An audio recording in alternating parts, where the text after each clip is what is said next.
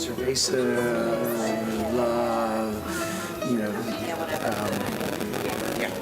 look forward to it.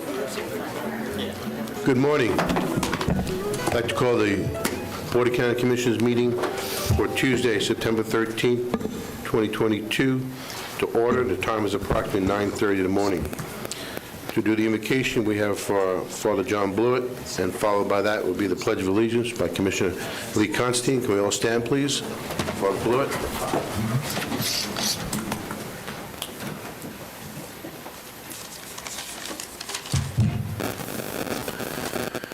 Lord, we thank you for the gift of this day and the promise it holds for each one of us. You've called us by name. You've called us to be your people, to lead this community as we strive to serve you and the people and answer that call. Let us face each challenge knowing that you are always with us on this journey of faith. Our hearts on this week of 9/11 are saddened by the memory of those lost on 9/11, and we celebrate the goodness of those who tried to help and those left behind. Bless the staff of this wonderful community and this wonderful city. Send us your gifts, make us stronger so that we can truly respond as you would have us. As your people, we ask this in the name of Jesus the Lord. Amen. Amen. Ladies and gentlemen, as we honor America, let us recall 21 years ago in 2 days, 9/11, and also all of those that are around the world protecting our freedom.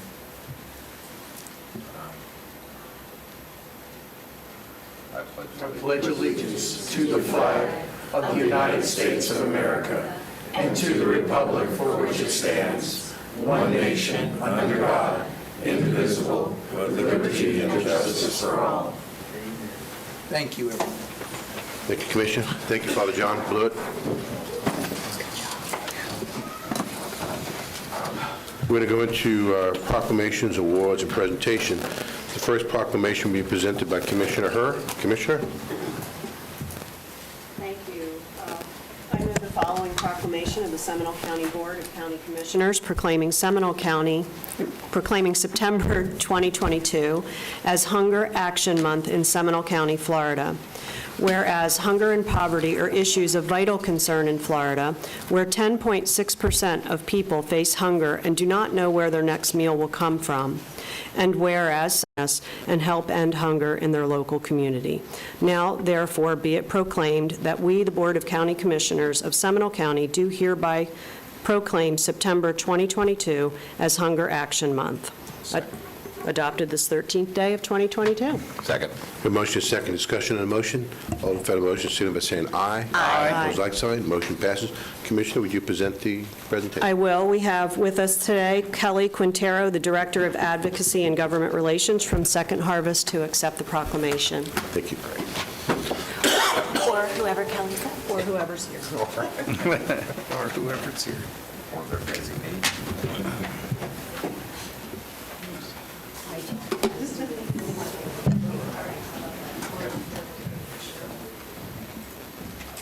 So we don't have Kelly, we have Jackie from Second Harvest moving. As with any,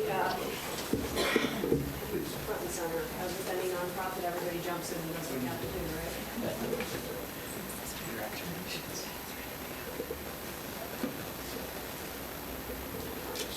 Ready? 1, 2, 3.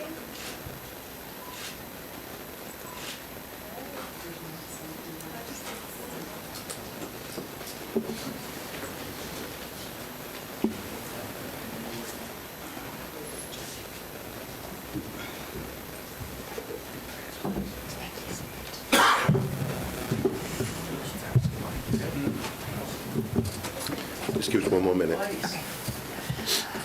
I just wanted to thank you on behalf of Second Harvest and our extended community here for this honor of Hunger Action Month, the proclamation today.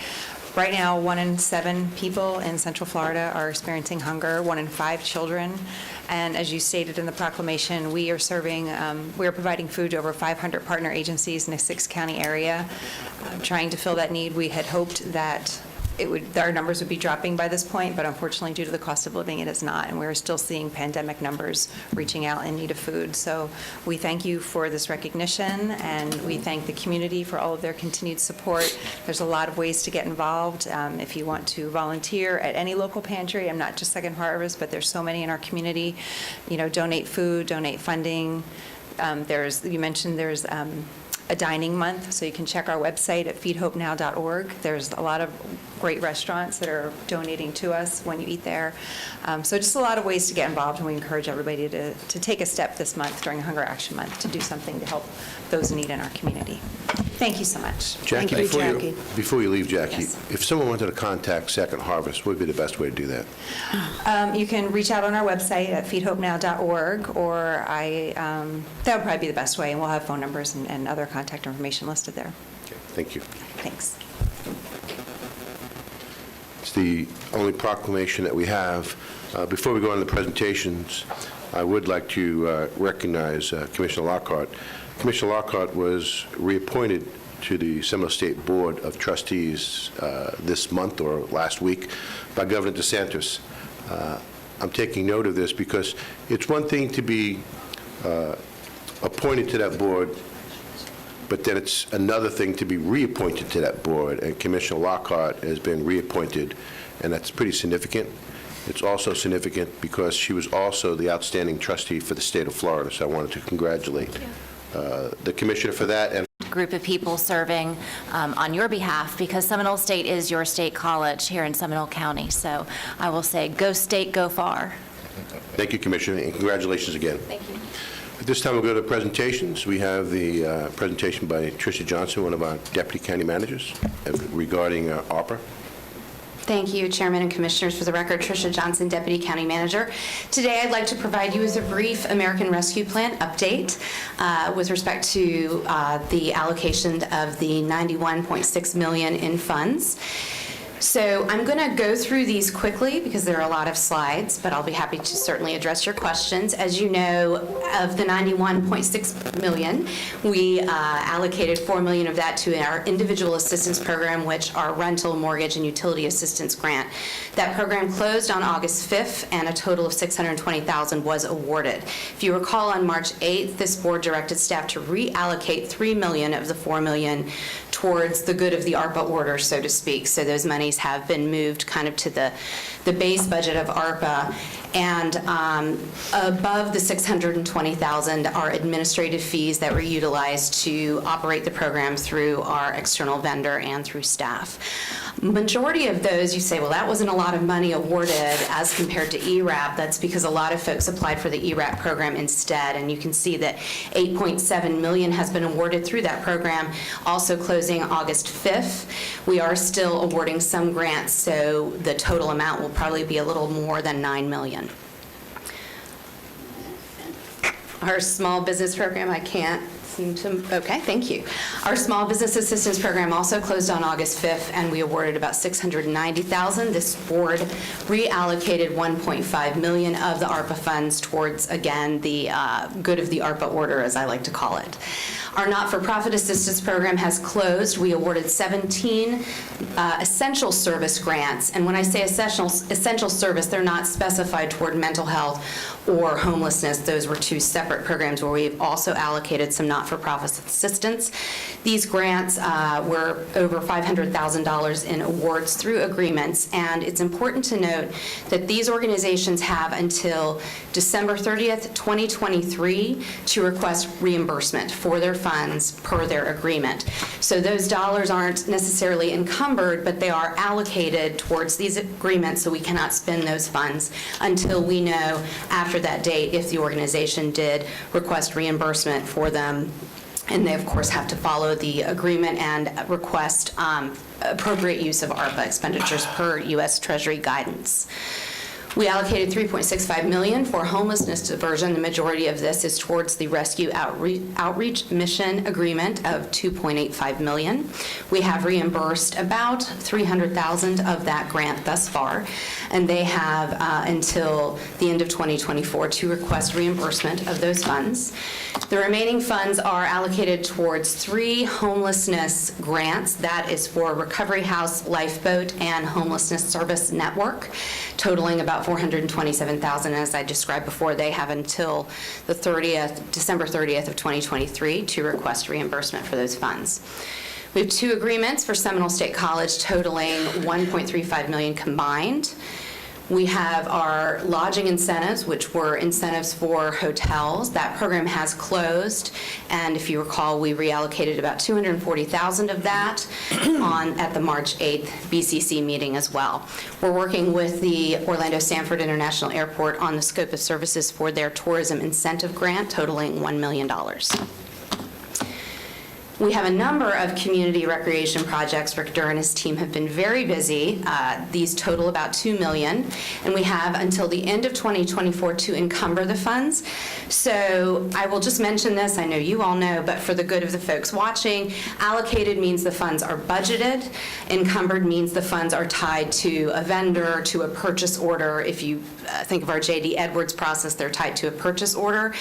But I will say, and Tim gave me a little tutorial earlier, it's a little bit of a gray area when you talk about these agreements. So you would almost say that they're contractually encumbered. So even though those funds aren't encumbered per our process, they are encumbered to a contract. So all of these agreements we have with not-for-profits, for example. The recreation includes the Midway Trail Project, several projects within Sunland Park, Lake Mills Park, Lake Dot Park, Bookertown Park, and Midway Park Playground. So a number of things going on there. Many of the projects are in either the PO phase or the design phase, or they have been completed.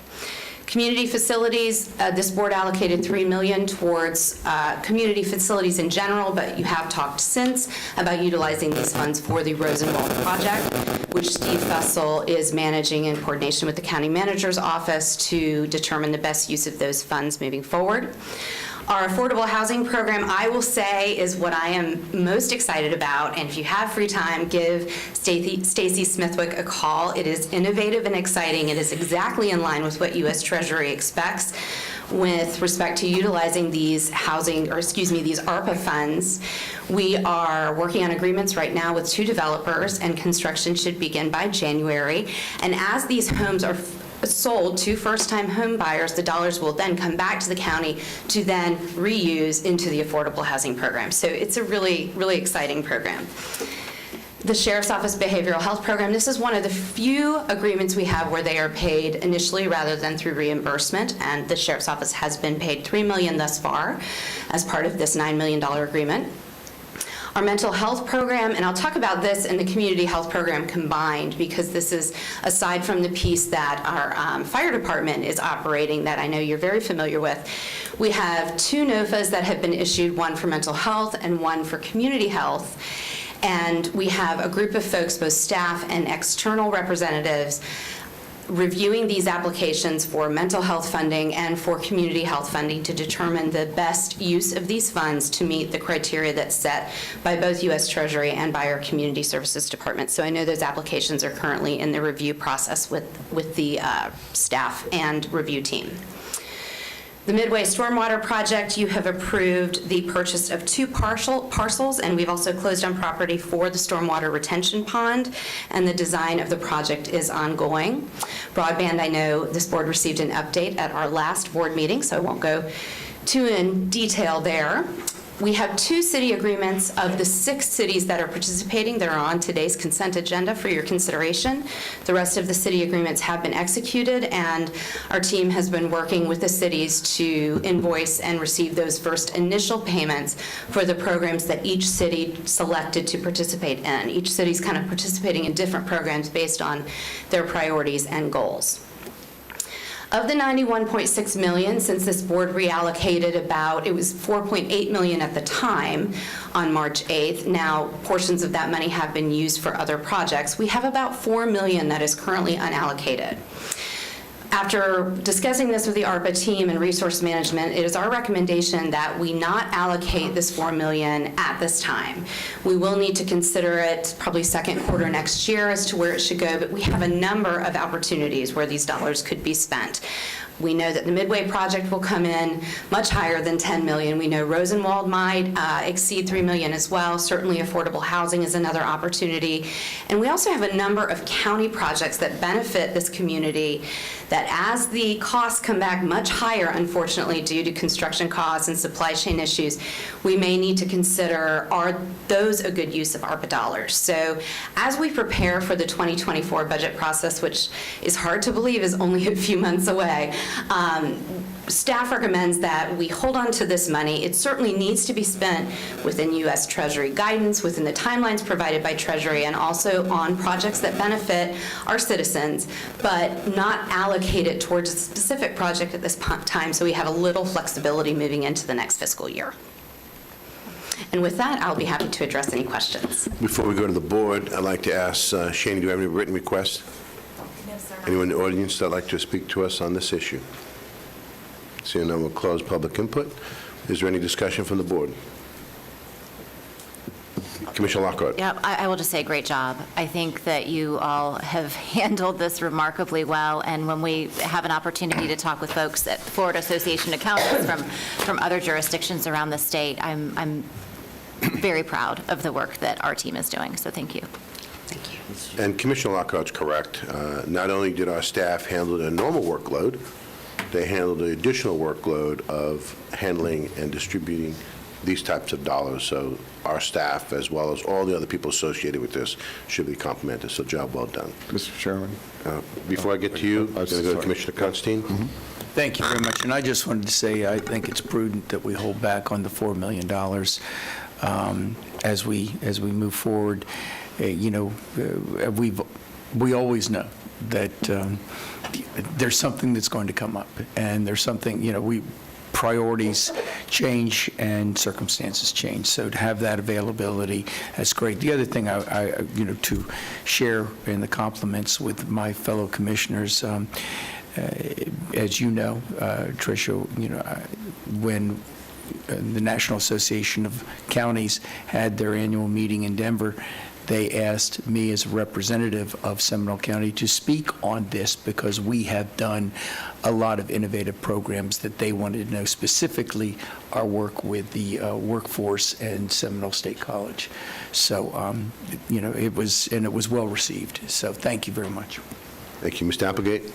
Thank you, Mr. Chairman. To follow up with Tricia's comments, first of all, for the board's support over this time has been tremendous.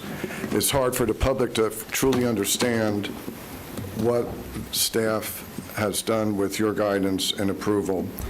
I want to thank Tricia, Melanie, and Steve Fussell, Allison and her team. As you said, Mr. Chairman, all this was done by staff in addition to their normal workloads. Brajesh Patel in the legal department, you walk by his office, you could see his head just sticking out from the paperwork and the research that he had to do to ensure that the money was being spent pursuant to the Treasury regulations. To Lori and Tim, and to the Sheriff's Office as well, who's been a great team member in this. And I would be remiss if I didn't mention Nicole Guillet. When she was the county manager, she was steadfast in making sure that a team was assembled and that this money would be spent wisely and spent for the benefit those in need and under the guidelines of Treasury. So I wanted to give her a shout out as well. But Tricia, great job today. Thank you. Thank you. Thank you. You know the comments. Thank you, Tricia. We'll move on. Thank you very much. Item number 3 on our agenda is a presentation of the update of the annual Urban Bear Management Update from Mr. Mike Orlando.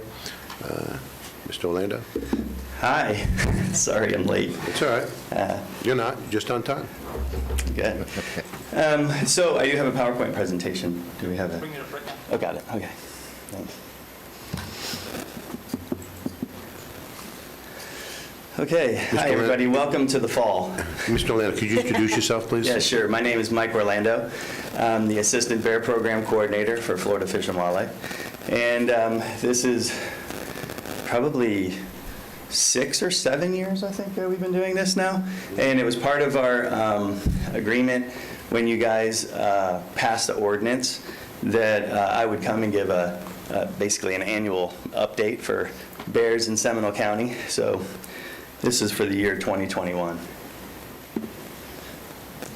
All right, so first we normally start out with Northeast Region. That's the FWC's designation for the state. And basically it's 12 counties. You guys are one of those counties. So if you look overall, the trend has been pretty stable. It went up a little bit last year. But if you look, the thing that we're focusing on mostly is the orange part of the graph. And the orange part of the graph is what we call core complaints. And core complaints are essentially a bear breaking into a house, a bear having interactions, attacking a pet or something along those lines. And the blue is basically non-core complaints, meaning sort of general interactions. Bear walking up the street, that's not necessarily a conflict, but people do report it. Some folks think a bear walking up the street is a conflict, so we generally will give them education outreach over the phone. But we focus really hard on that orange part, and we really strive to keep the orange part less than 50%. And if we can keep that orange part less than 50%, that means that our workload is lower, we're able to respond quicker, and to be able to do that, it requires a lot of education outreach, a lot of sort of media involved, us doing news releases. And then, of course, things that you guys do, like passing ordinances, supporting bear-resistant garbage cans, and things like that. So that's really helpful when we have the partnership with the counties. So for calls in Seminole County, you could see general interaction has been relatively stable, which we expect because bears are here in Seminole County. They're not going anywhere. And we have lots of people. I don't think the people are going anywhere, so we are bound to have some general interaction. Bears are going to walk through neighborhoods. They're going to walk through people's yards. They may even knock over your garbage can on occasion to try to get into it. The key is to try to secure those attractants so the bears aren't interested in staying around your yard. So getting in garbage actually has decreased, which is great. I think most people in the county, especially in the ordinance zone, they are doing the right thing, trying to keep their garbage secure. We still have some issues here and there, but for the most part, folks are really playing by the rules. I think the ordinance really helps. One thing that I definitely want to point out is illegal activity. So you can see our illegal activity for Seminole County has increased quite a bit. There's a couple reasons for that, maybe. I'm sort of speculating here just a little bit, but we're finding that people are feeding bears a lot more now than they have been in the past. And I'm not really sure why that is, but we have a lot of folks who are actually intentionally putting food out for bears, and their neighbors, people who live in the general area, I think are also calling our agency a lot more to report those, which is great. And most of the time we try not to change the world through tickets. I've been told by an old major of ours, but we do education outreach. Our law enforcement officers are our first line of defense with education and outreach. So they go.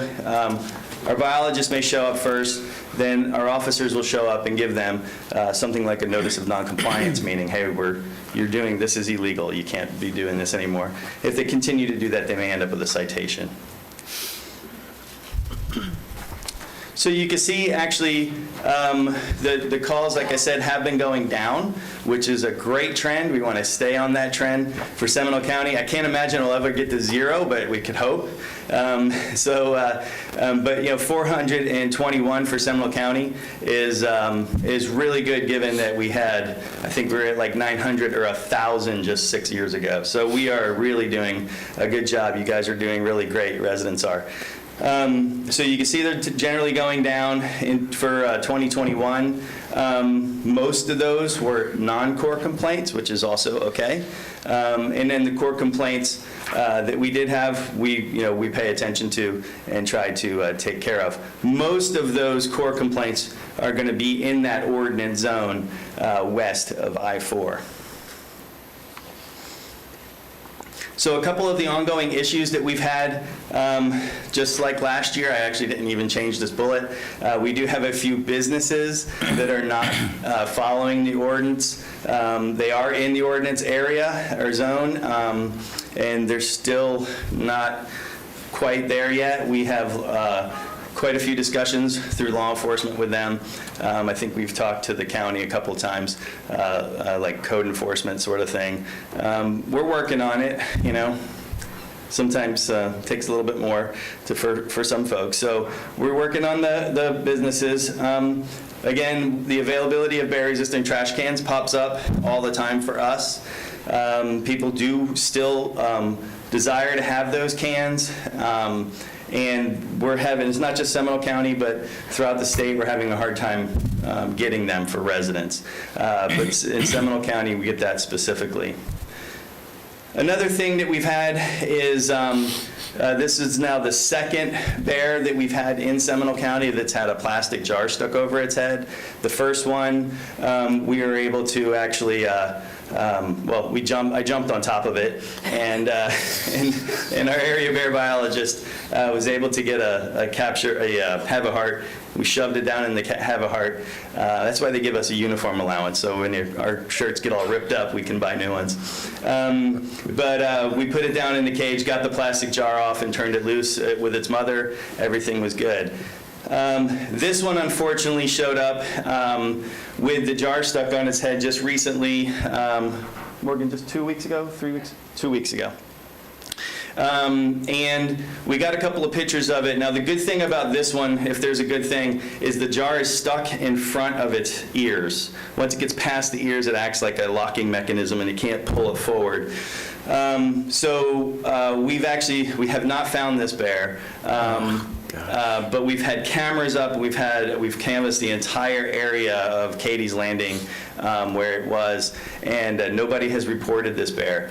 We're hopefully, and we have gotten photographs from remote cameras of a bear matching that description with that chest blaze, if you see that chest blaze in the front, and it does not have a jar on its head. So we're keeping our fingers crossed that bear actually just went into the woods somewhere, popped that jar off of its head, and we're good to go. But the overall picture here is those containers are dangerous to wildlife, and it's not just bears, but raccoons, skunks, lots of other animals get their heads stuck in these containers. So we're just asking people to just crush those things. That we had this very successful "Don't Teach Your Trash to Swim" campaign a few years back, where you cut up all of your Coke can container bottle things, and you cut those up and throw them in the trash so animals don't get stuck. Again, if you just crush those containers, then the animals can't jam their heads down in there to lick up all the residue that's left over.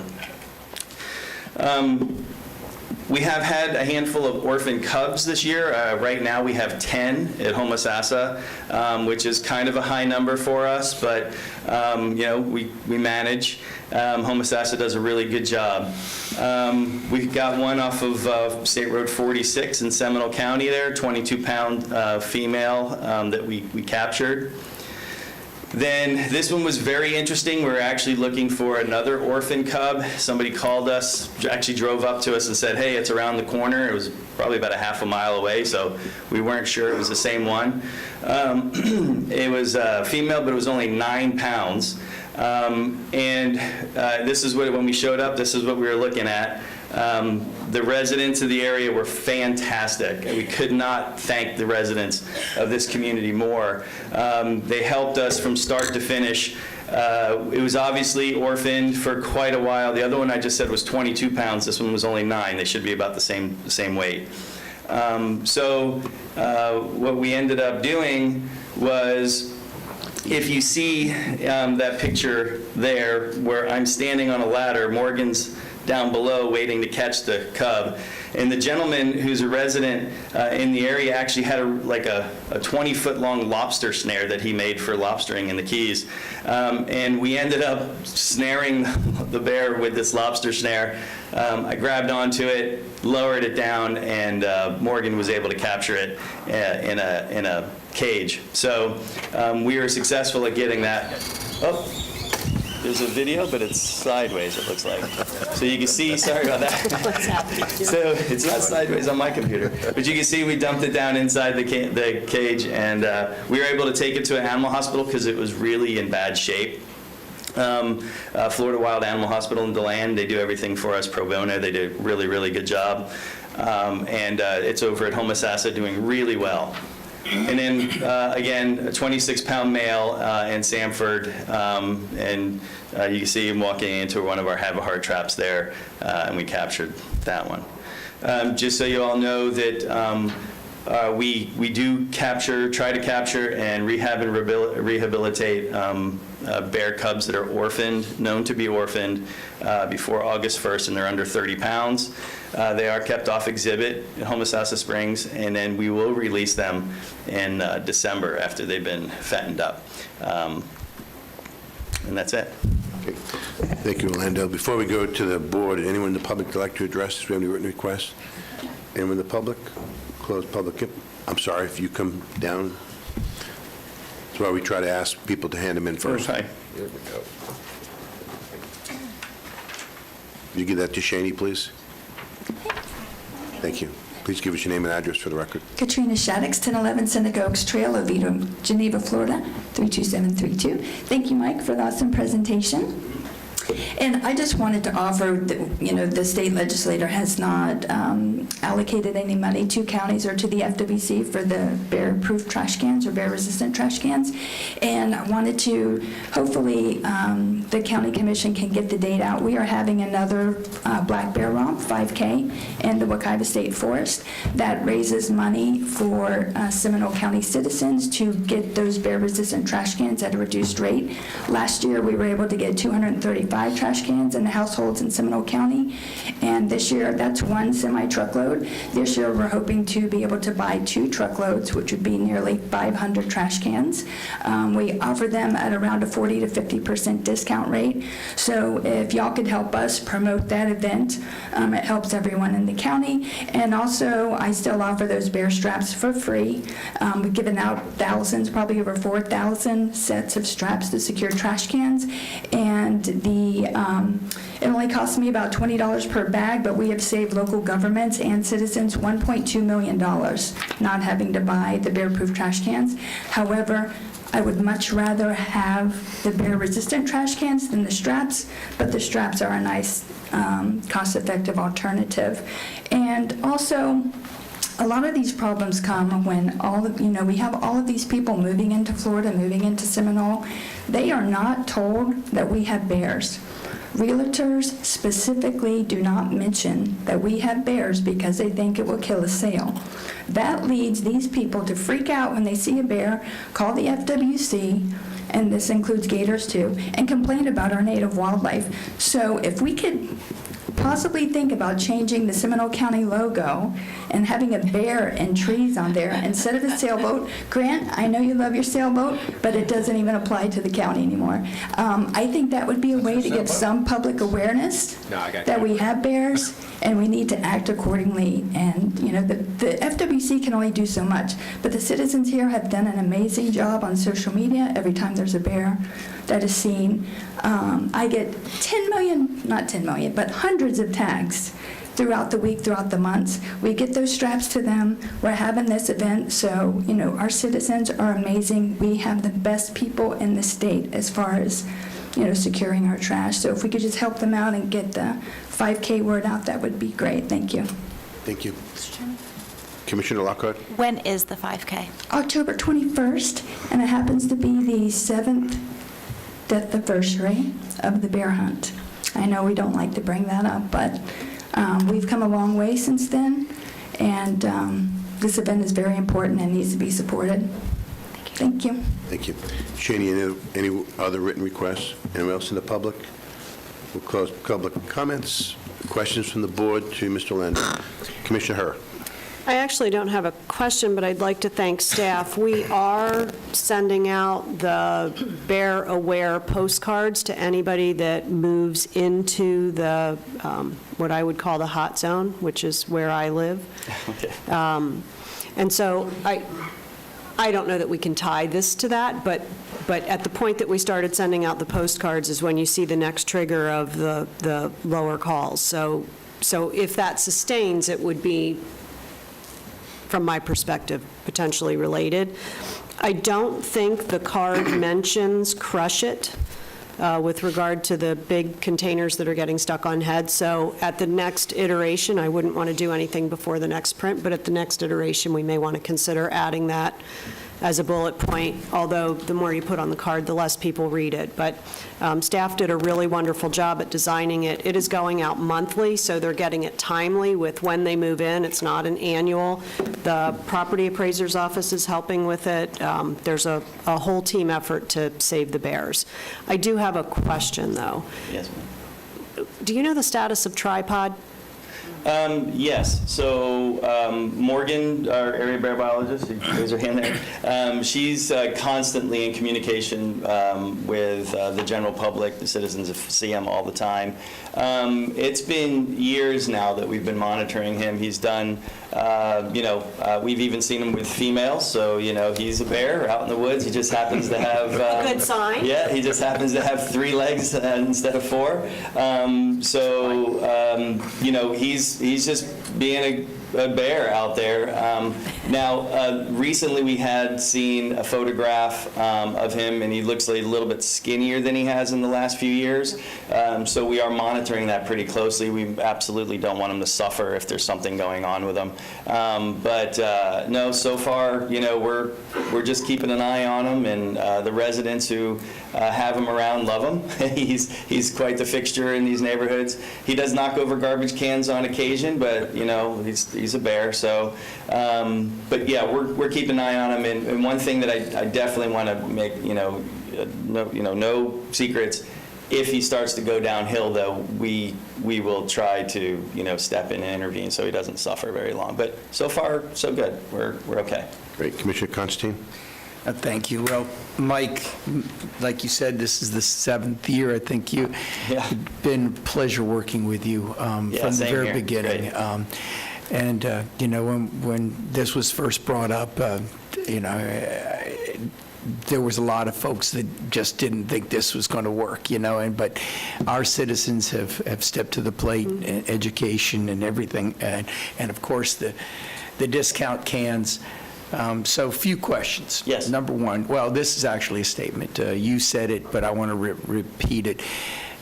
People get complacent because of success. And I know that there's still going to be incidences, and mostly it's because people, forget, get lazy, whatever the case may be. So you have to continue, be consistent, and understand. I think that Ms. Shattuck's made a good point. And I was going to say there's a lot of people that move into Florida, especially recently. People have moved into that western corridor with new, the homes and everything out there. There's been a lot of turnover, and they just, they don't understand what we have done here. And so the education part is very important. The one thing that I've got to thank the neighbors, because they tell their neighbors. Yes. It's really, really wonderful. Just like you said, there's more people on incidences illegal. That's because people are, as you said, reporting it. Right. They have become aware, bear aware, and making sure. What is your plans for this next legislative session for purchases of trash cans?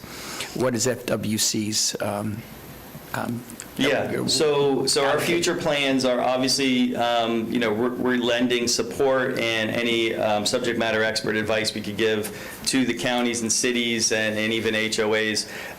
As of right now, we have been focused in a different direction when we're asking for funding.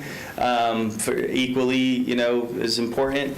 We put a big push, $2.1 million into the original CAN expansion. Unfortunately, we're not asking for that money again anytime soon that I'm aware of. It could happen, but I'm not aware of it. But the cities and counties are allowed to ask for an LBR. And so if you guys wanted to, and I believe you've done that, right? You have asked for an LBR, but it has been denied, right? So every chance we get, if we see it come up, we are lending our full weight of the agency to say, yes, we absolutely would like Seminole County to get, this grant money to purchase cans and that sort of thing. Unfortunately, it hasn't happened yet, so. And I respect the fact that you have other priorities, but quite frankly, Mike, and you know this, that, coming from you to be used and issued statewide is a lot easier than cities and counties asking for it individually, because then somebody else says, hey, we need them too, and then it becomes a real, money grab in the legislature, thought of as a money grab. And we still have a number of, associations that are out there that would love to get these cans at discount. I know that, even whatever we purchase them at, we might want to look at that, because we do still have a lot of people out there that, and we have concentrated, as you know, and should continue to concentrate on associations, homeowners associations, as opposed to individuals. Individuals don't do anything in the bigger picture. It has to be the entire community. So, there's a recent study that just came out that if 60% of an area has berry-resistant cans or doing something, that dramatically decreases. This happened in Colorado. They did a study. So even if it is individuals, but the neighbors, a street of individuals did that also is helpful. But you're right. Blocks of them in HOAs are we're finding to be the most successful. And that's what we've concentrated on, too, in giving out those cans. So I think that we stopped using or not stopped, but, we had a different premium price on individual versus a total group. But as we look forward, we might even, I'm just saying this out loud to the commissioners, we might look at just if we can get as purchase discount and sell them at that price, not lose any money, but simply buy them at the price and then give them just to homeowners associations that are requesting it. Because we were the first, in doing this urban bear ordinance in the state of Florida. Thank you. And that's what I was going to ask. Mike, what was that again? And the best. Okay. Not the first, but the best. I wanted to ask how the others are doing, statewide. Yeah, so you guys, I really mean that. There's a handful of counties that have done it, and they're doing a really good job. But as far as a wholly concerted effort, Seminole County, you guys, there's nobody who has done it as well as you guys have, and we hold you up as an example of how to do it all over the state. In fact, we've given presentations out of state to other, to the world, to international human bear conflicts about Seminole County and some of the other counties, and everybody's very envious of how we've been able to accomplish these things. You guys have sort of the more complete picture. Lake County, Marion County, Orange County have ordinances in place. They have cans, but they're not that sort of nice concerted effort that you guys put in.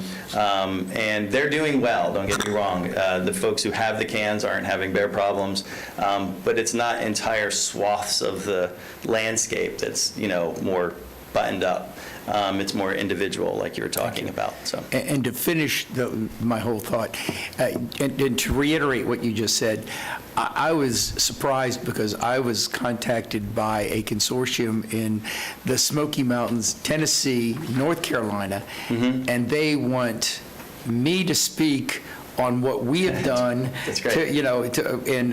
On bear-resistant containers and urban bear ordinance, because they're thinking, now you would think the Smoky Mountains, they're thinking about instituting what we have done.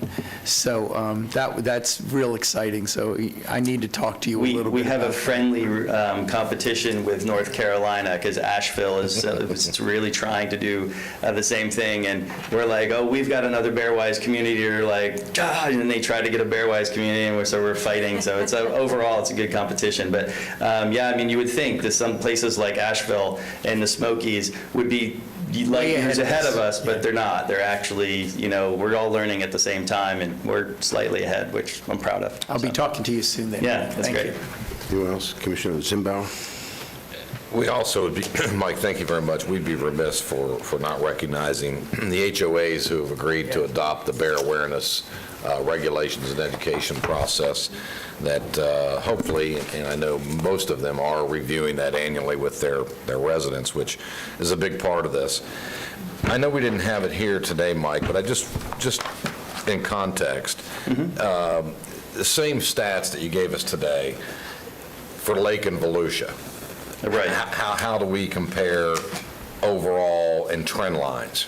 Yeah, so you guys are trending downward. Okay. I mean, it's been trending downward for years now. And Lake and Volusia are sort of stable. Volusia trended downwards a little bit for a while, but for the most part, they still overall have more calls, more conflicts than you do, but relatively stable. So that's good. Again, I'm standing here in front of you, so you guys are the best, but I'm also trying to make sure Volusia and Lake are also trending downward as well. So I think that you guys just have a more complete package than everybody else does, and it shows.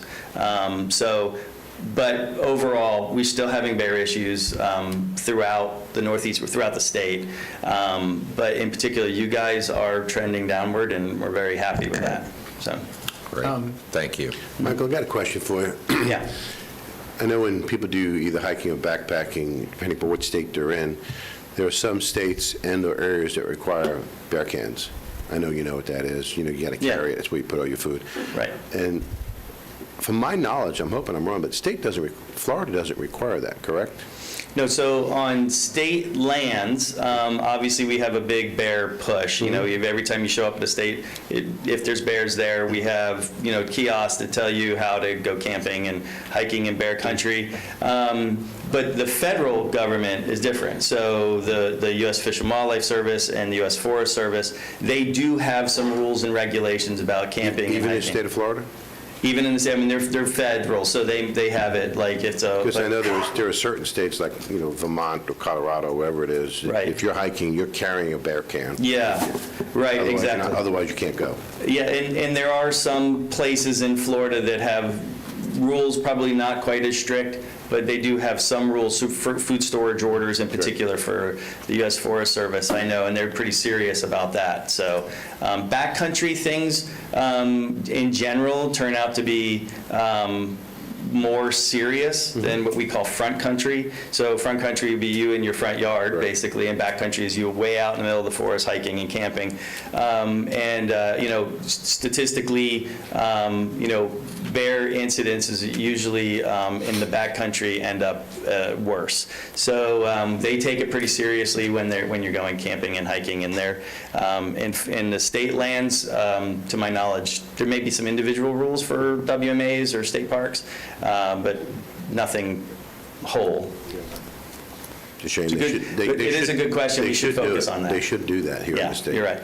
We are encouraging bear spray. Almost every single place that you go hiking has bear spray signs that says you really should consider carrying this. So. Great. Commissioners. Any other question, Commissioner Constantine? We might want to send our chairman over to Volusia County to lecture them on our bear awareness. That would be helpful. I'd be more than happy. We're not. We're not. But I Spends think 45 minutes doing it, I hope. But I think the best way to do it is through Michael Lando. Yeah, well, I'm trying. For sure. Any other comments? Thank you very much, Mike. Appreciate it. Thank you so much. Keep up the good work. Appreciate it. See you next year. I had to say it. Okay, item number 4, I can't say which is the Sunrail Transition Plan. I'd like to turn it over to Paul Chipak to introduce it. Thank you, Mr. Chairman. For the record, Paul Chipak, Acting County Attorney. This item is the update on the Sunrail Transition Plan. You had previously had an update in July. There were some questions. We took those questions, worked with the consultant WSP, and met with you individually. We're coming back today with specifically a request. The issue before us today is to provide guidance on the preferred governance structure for the Sunrail Transition Plan. The transition plan, and the consultant will go into it in more detail, has options 1, 2, or 3 for this structure of the Sunrail governance. Option 3 is to have an existing agency take over the operations of Sunrail. Lynx is the existing agency, which is identified in option 3 in the documents as they stand today. If option 3 is selected as a preferred option by the CFCRC, a separate formal executed agreement between the CFCRC and Lynx will be needed to accomplish the assignment of the duties to Lynx. Supporting option 3 today is not a self-implementing contract with Lynx as the existing agency. It's just the first step to provide the guidance and guidelines in the transition plan of how to get there. So I just wanted to make that clear. The consultant, WSP, needs direction from the CFCRC as to which governing structure option is to be utilized so that WSP can develop and finalize a transition plan. The CFCRC is undertaking this, having a presentation and making that decision on September 22nd, so that is why we are having this today, to provide the representative, Commissioner Delary, with direction as to what the feeling is of Seminole County in this item. And with that, I will turn it over to our consultant, WSP, and for them, I believe Michelle Kendall will be doing the presentation. Yes, good morning. My name is Michelle Kendall with WSP. Appreciate the opportunity to be here with you this morning. I also have Ron Hartman with WSP, as well as Mike Heffinger with FDOT and Tiffany Homler-Hawkins with Lynx. So everyone is available to answer any of the questions that you may have. So as Paul mentioned, we were asked to give a brief recap of the previous presentation that we had done, as well as to go over the questions that we did during the one-on-one briefings. So just to set a little bit of context, I think you're probably all very familiar with this at this point, but just a quick recap. Sunrail has been going on for a very long time. The agreements have been in place, the interlocal agreement since 2007. The governor approved it back in 2011. So with that, FDOT was responsible for the design, permitting, and construction of the system. They were going to be responsible for paying for those costs for 7 years. They began in 2014, so that would have been 2021. Obviously, we're in 2022 now. The reason that that has been extended is because Phase 2 North is under construction, so the transition will not occur until Phase 2 North is completed and it is successfully operating, and the locals are happy that it is in good state to be able to turn over. And with that, once it was created, the Central Florida Commuter Rail Commission was created. All of the 5 local funding partners are party to that, and they help to govern how Sunrail currently runs. The transition, this links back to the 7 years, currently scheduled for June 2024. However, that is highly contingent upon when Phase 2 North is completed. And Mike can talk to this a little bit more if you have questions, but we're anticipating it's probably not going to be June 2024 at this point, so there may be another 6 months or so. So that'll be kind of a moving target as they move forward with constructing Phase 2 North. A quick review of what we've been working on for the last 18 months on this transition analysis. We looked at lessons learned nationally from other commuter rail systems, the governance options, operational assessments. There's also a lot of contracts and agreements we've gone through and will continue to go through. The financial assessment is obviously key to the heart of everything, looking at the committee structure and also what staffing would be required. I'm going to touch very briefly on 3 of those right now. The operational analysis, we looked at Sunrail to see, what kind of state of repair is it in before it gets turned over to the locals. The great news, as we reported previously, is FDOT has done a fantastic job maintaining the system. FRA, the Federal Railroad Administration, is confident with how it's been run. So this is very good. The locals will be inheriting a system that is in really good shape. We do recommend, because there's another couple of years prior to their transition, taking another look at the operational analysis before it's turned over, just to make sure everything's in good shape. There's absolutely no reason to expect that it wouldn't be. As stated, FDOT's been doing a great job over the last 8 years, but you would want to take another look at an entity before you're inheriting it. The governance structure, as Paul mentioned, this is really key to what we're here to talk about today. The CFCRC is anticipating a vote on that on September 22nd, so in just a couple of weeks. We did, as was laid out, look at 3 potential governance options. The first option is to create an entire new entity. It would be roughly 200 people. All of the services would be provided within that new entity. So you'd have all the management, the administration, and also the operations of the rail system itself would be housed within that option. Option 2 is very similar to what FDOT does right now, where you have some staff in-house that manages the administrative functions, and then you contract out the other services. And option 3, again, as Paul has mentioned, would be another agency is contracted to run the system, and then they would contract out the operations. So as discussed, Lynx is the option. We looked at 3 different entities for that. We looked at Brightline, CFX, and Lynx, did a detailed assessment of each of those 3 agencies or entities to see how they stacked and what would be the best for the local funding partners, and Lynx rose to the top. So that's the option we're looking at for option 3. The financial analysis, again, just another brief recap on this. And I do want to point out that this is going to be a continued source of detailed discussion. Once the governance agreement is made, then we have to go forth and, with that governance agency in place, work through every single detail. So any of the questions that are still outstanding now that we've had initial conversations on, the steering group and the working group of the CFCRC will need to work through all of those details. So we have several more months to go after this initial discussion on the governance.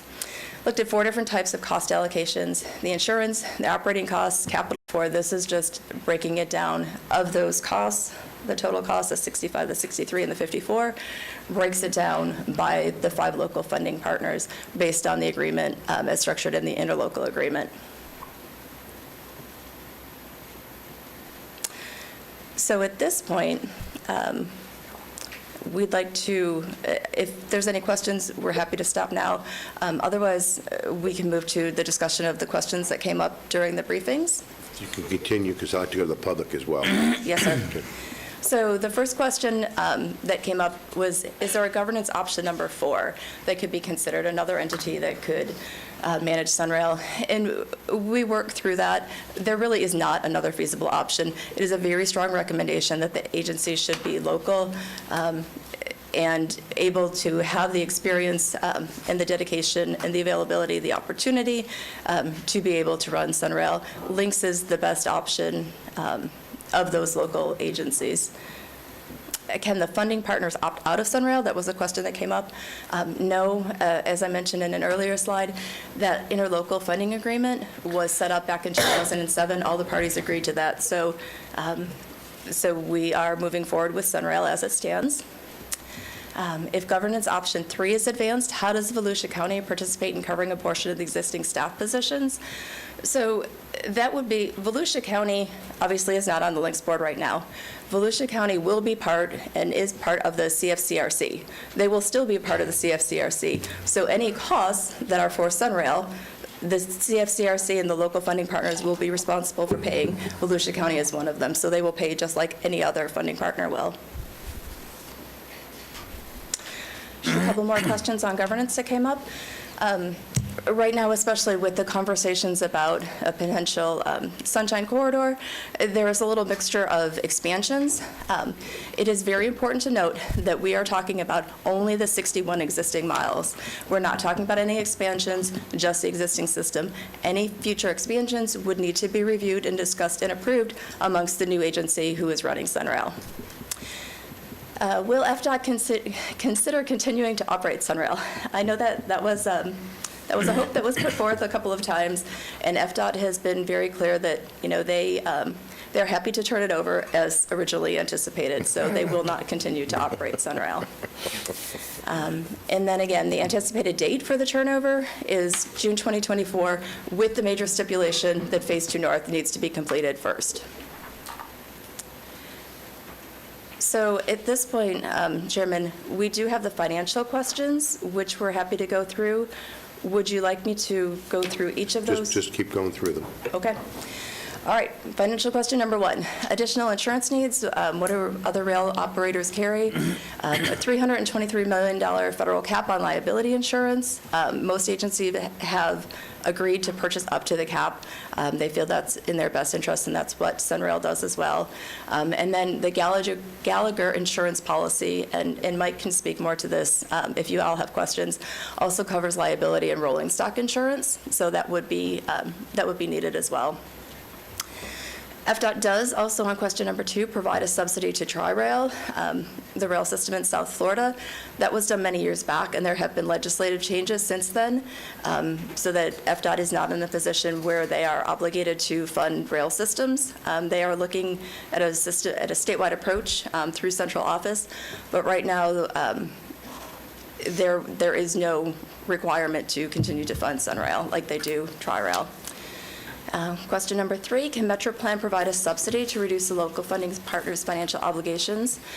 So MetroPlan has, as you know, a series of different funds that come through them, some of which they're responsible for allocating projects, others of which are done in coordination. 2 in particular, SU, which are surface funds, surface transportation funds. It's about a $27 million. $7 million goes to links, so there's $20 million left amongst that.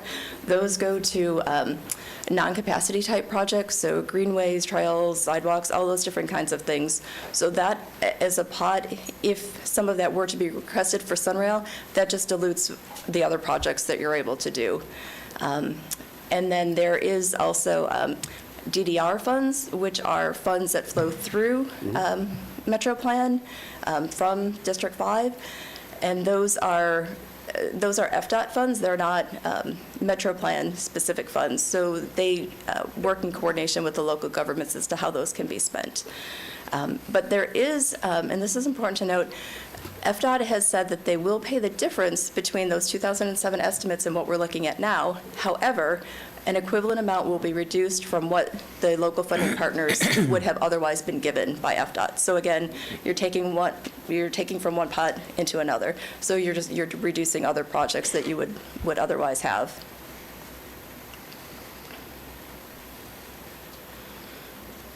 There was a question about the Links staff supporting Sunrail functions.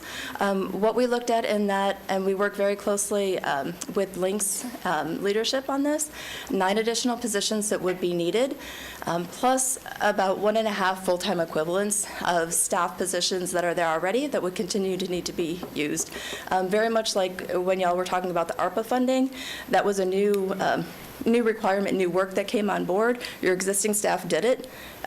They just had more work to do, so they were able to, and you know, Links as well would be able to use their existing staff to be able to take on additional work. This question comes up a lot. The cost to collect fares right now is more than the actual fares collected. You know, is it really worth it? So that's an interesting question. So transit fares typically account across the country for about 20% of the system's revenue. We are not looking at 20% with Sunrail right now. You know, obviously we're working to increase that. So it's never going to pay for itself. That's just kind of that's a statement of fact across the country. It's highly dependent on the specific system's operations. In places like New York, New Jersey, where the ridership is very, very high, that percentage is considerably higher. The ability to collect fares and reduce evasion will be enhanced with the new fare collection system, which I think is really important. As you know, we've had some issues with the fare collection system over the past few years. FDOT has recognized that. They've taken steps to address it by contracting for a new fare collection system. It's called MoveL, if you've seen that. So that's anticipated to be in place by 2023. So that will help people be able to pay the fares as they're trying to pay it, because the system will work. And then a reduction in the fare evasion it can also be addressed with the new fare collection system. There was a question about PTC, which is positive train control. It was the requirements to put additional safety triggers in the system, which is roughly a $10 million price tag. Who's going to pay that? That's something that hasn't been determined yet. It still needs to be worked through between FDOT and CFCRC, and that will be the discussions in the coming months. A couple more slides in this. The forecasted costs, should they be inflated more than they are currently? Again, another good question, particularly given the inflationary state that we're in right now. When we looked at it, we did look at how FDOT's contracts, and they have obviously multi-year contracts in place, have been looking at a 3% increase in operating costs over the year. So we had done 3%. However, we also included a 10% variation to give ourselves a buffer, just to make sure that there was considerations for this. And Ron can speak a little bit more to this if there's specific questions on the forecasted inflation rates. Economic development benefits of Sunrail, there are many. FDOT has provided a presentation to county staff and to the commissioners so that you can all see the information, how the station areas have been developing around Sunrail.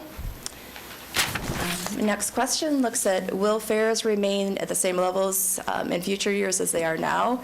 I don't believe they've changed since the system has started, but that will be up to the local funding partners. Once you inherit the system, you will be able to address those fares as you see fit.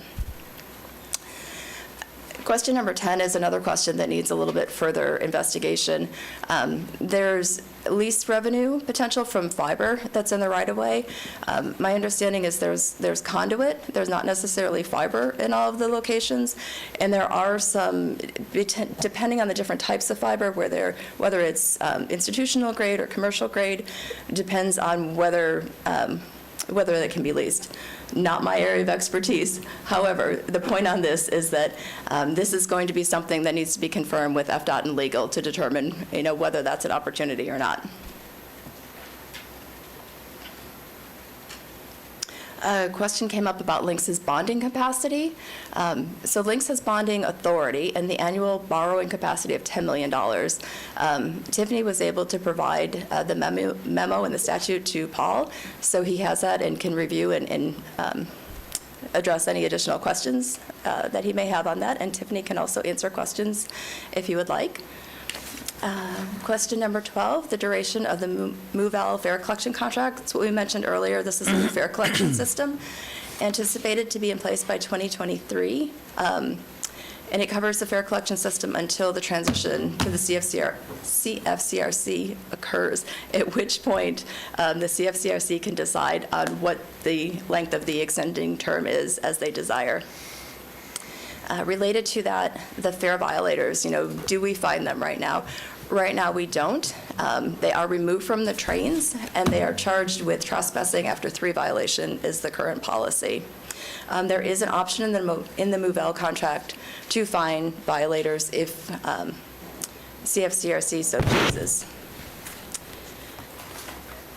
And then the last question related to, and Mike can speak more to that if you have questions, but there was a difference in the estimates from 2007 versus what the current estimates are. Mike, do you want to?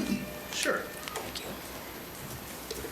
I'm Mike Heppinger with DOT, and got some opportunities to discuss the issues regarding costs were more than were estimated. I want to give you a few opportunities to consider about reasons why the costs are a little bit higher. One of these is because our maintenance costs were based on information from CSX. CSX turned over their paperwork to us, and estimate was around $3 million. The corridor was in pretty bad shape compared to what the conditions that we expect. And so bids came in a little bit higher. And currently, right now, our estimate for our operation and maintenance cost are $21 million. The FRA PTC mandate that came back in 2015, there were 2 or 3 train collisions in 2012, one in 2014, one up in the north area, killed quite a few people, and so a lot of those were related to engineer human-related causes. So this PTC system is essentially an overlay. It's a GPS overlay of the entire operating system, and it was mandated by the FRA. It wasn't in consideration before, and unfortunately, to keep something in place, to manage a train and multiple trains in this case, we're operating at about $10 million a year. And we're currently negotiating that as a key negotiation item with the working group that we're with, and there's more to be determined regarding the $10 million. One of the things that's been asked is about how Tri-Rail. Down at Tri-Rail, legislation did not get the same insurance coverage as Tri-Rail. Our contractors down in Tri-Rail, they were indemnified, so they didn't have to have the insurance. Right now, the department carries the $323 million insurance on all of our rail operations. Down south in Tri-Rail, they were indemnified. However, up here, we did not indemnify our contractors. So our contractors also, they probably run with the same insurance that we do based on, in case they have liabilities. And that can run between $5 and $6 million, which was an additional cost. Obviously, when you do fuel cost in 2007, fuel was a little higher. Currently, our fuel costs are almost 40% higher than they were back in that. That actually works out to be a difference of about $2.2 million. Legislation was in place, that the system should be a regional system. In other words, initially it was considered we're going to take care of Sunrail and Sunrail only.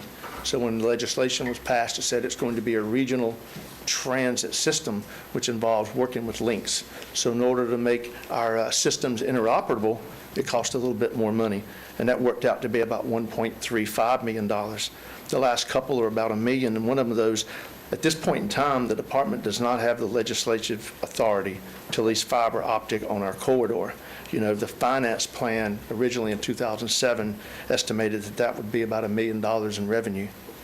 Original cost were to have one bundled contract for operations and maintenance.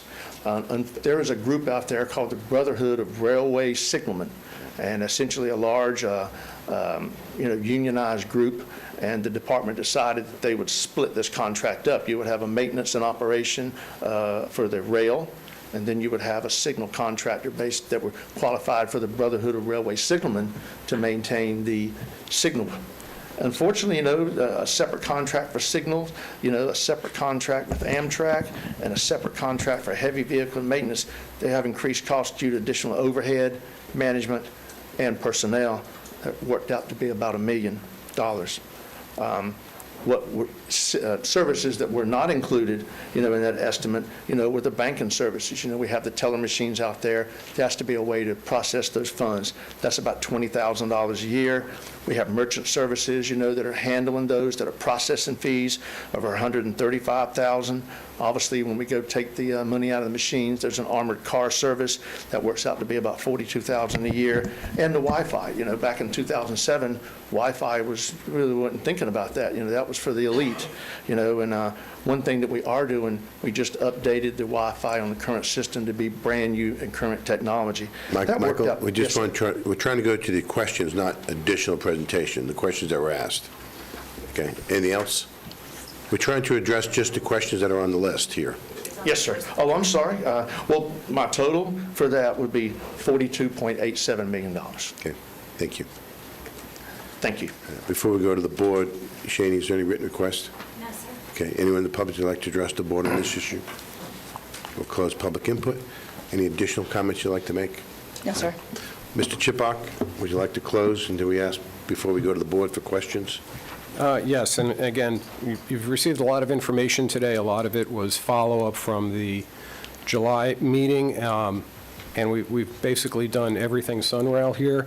But the focus of the issue before you today is which of the three options, option 1, option 2, option 3, this board supports as the governance structure for Sunrail to proceed with, so that the WSP consultant can complete the transition plan and turn it over to the CFCRC for implementation at some point in the future. Questions from the board? Commissioner Herr, then Commissioner Lockhart. My perspective with regard to this is that we have eliminated option 4 that didn't exist. We have eliminated the option of FDOT retaining funding. We have eliminated the option of Metro Plan, I'll call that kicking in. And we have eliminated the option of opting out. And therefore, I am prepared to support option 3 as the most viable option of those after the investigation. Is that a motion or just a comment? Happy to make it a motion. It's a motion. Motion and a second. Any discussion on that motion, or is there questions? I think, Commissioner Lockhart? well, Mr. Chairman, we've had public presentations, we've had individual briefings with team members, we've had individual briefings with staff, and have had lots of opportunities to have our questions answered, so. Just want to make sure everybody has the ability to ask questions or make a comment. Yeah. Seeing none, we'll have call the question. All in favor of the motion signify by saying aye. Aye. Aye, opposed, like sign. Motion passes. Mr. Chairman, if I may have a moment of personal privilege. Right ahead. While Links is... On Sunrail, correct? Yes, well, actually, while Links is here, I was out west in Alaska and Canada during the service time for Jim Harrison. And I just want to say I didn't have an opportunity. Go right ahead. Jim and I go back 30-some years, along with Lynn Porter Carlton and Paul Chiplock. I can't say enough about the integrity that Jim operated under. He was a great, great person, a good friend, and will be deeply missed by myself, and I know everybody who worked with him. That's all I want to say. Thank you, Mr. Chiplock. Any other different questions or comments? Oh, Commissioner Constantine? thank you. And thank you for those kind words, because I think a lot of us share those sentiments and have expressed them before. And Yeah. and we're at the funeral, and it was a wonderful service and truly remarkable individual. It's good to see you here today. I did want to just point out that, you know, as we've made this decision, I think others made this decision, and I know that it will be carried out with the chairman at the Sunrail Commission. The one thing that I see that we need to really focus on, I mean, we are talking about the Sunshine Corridor, and I see so many opportunities as we move forward. But, and of course, we could go on and on about the development that has happened within the corridors of the Sunrail as far as a success story, when many people just want to talk about the ridership and still don't understand about, you know, the impacts of the expansion and also how that ridership is still taking off people from, you know, the roads and everything. The one thing I do want to say is we need to really focus on the state continuing in some form or fashion to be very much involved in this, as they are in Tri-Rail. This is not just a Central Florida system. It is something that is a benefit to the entire state. Brightline, quite frankly, wouldn't be coming to Central Florida and then on to Tampa if this did not exist. And so just as they see a statewide significance in Tri-Rail for those three counties down south, I think it's very important that DOT push forward. And I'm not suggesting they don't believe this, but they have to be the ones that push forward the concept to the legislature that it's not just the three South Florida counties that are important with Tri-Rail. As Brightline continues to expand all the way to the airport and then beyond, that Sunrail is a key component to the big picture of multimodal systems in Florida, and that just as they subsidize the Tri-Rail system, that they should be looking at subsidizing in some form or fashion the Sunrail system. Commissioner Herr? I had actually, I agree with you, and I had made a note that as we contemplate our legislative priorities for the year, we may want to contemplate how we approach that need, and whether or not we approach the surrounding funding partners for the same ask, so that while you're asking FDOT to lean in, if maybe we all lean in the same direction, the boat will tip. And Commissioner, I agree with you, but...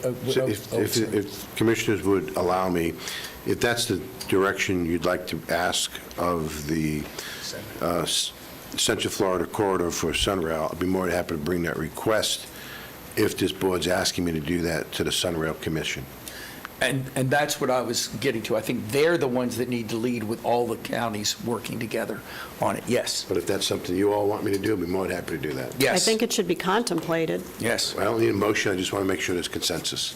Okay, Commissioner Zimbauer? I agree completely, wholeheartedly. As you know, I've been banging on the table about the Tri-Rail agreement and the disproportionate way that we're being treated. But I don't necessarily disagree that, from a legislative standpoint, as Florida continues to grow, I don't think it's just a Central and South Florida. I think it's a statewide initiative that really the legislation needs to take up, and it's going to take us, all the other counties, cities throughout this state that are going to benefit, and really what it benefits is not only helping the transportation for multimodal and removing traffic from the roadways, but also tourism throughout this state, and as that continues to grow.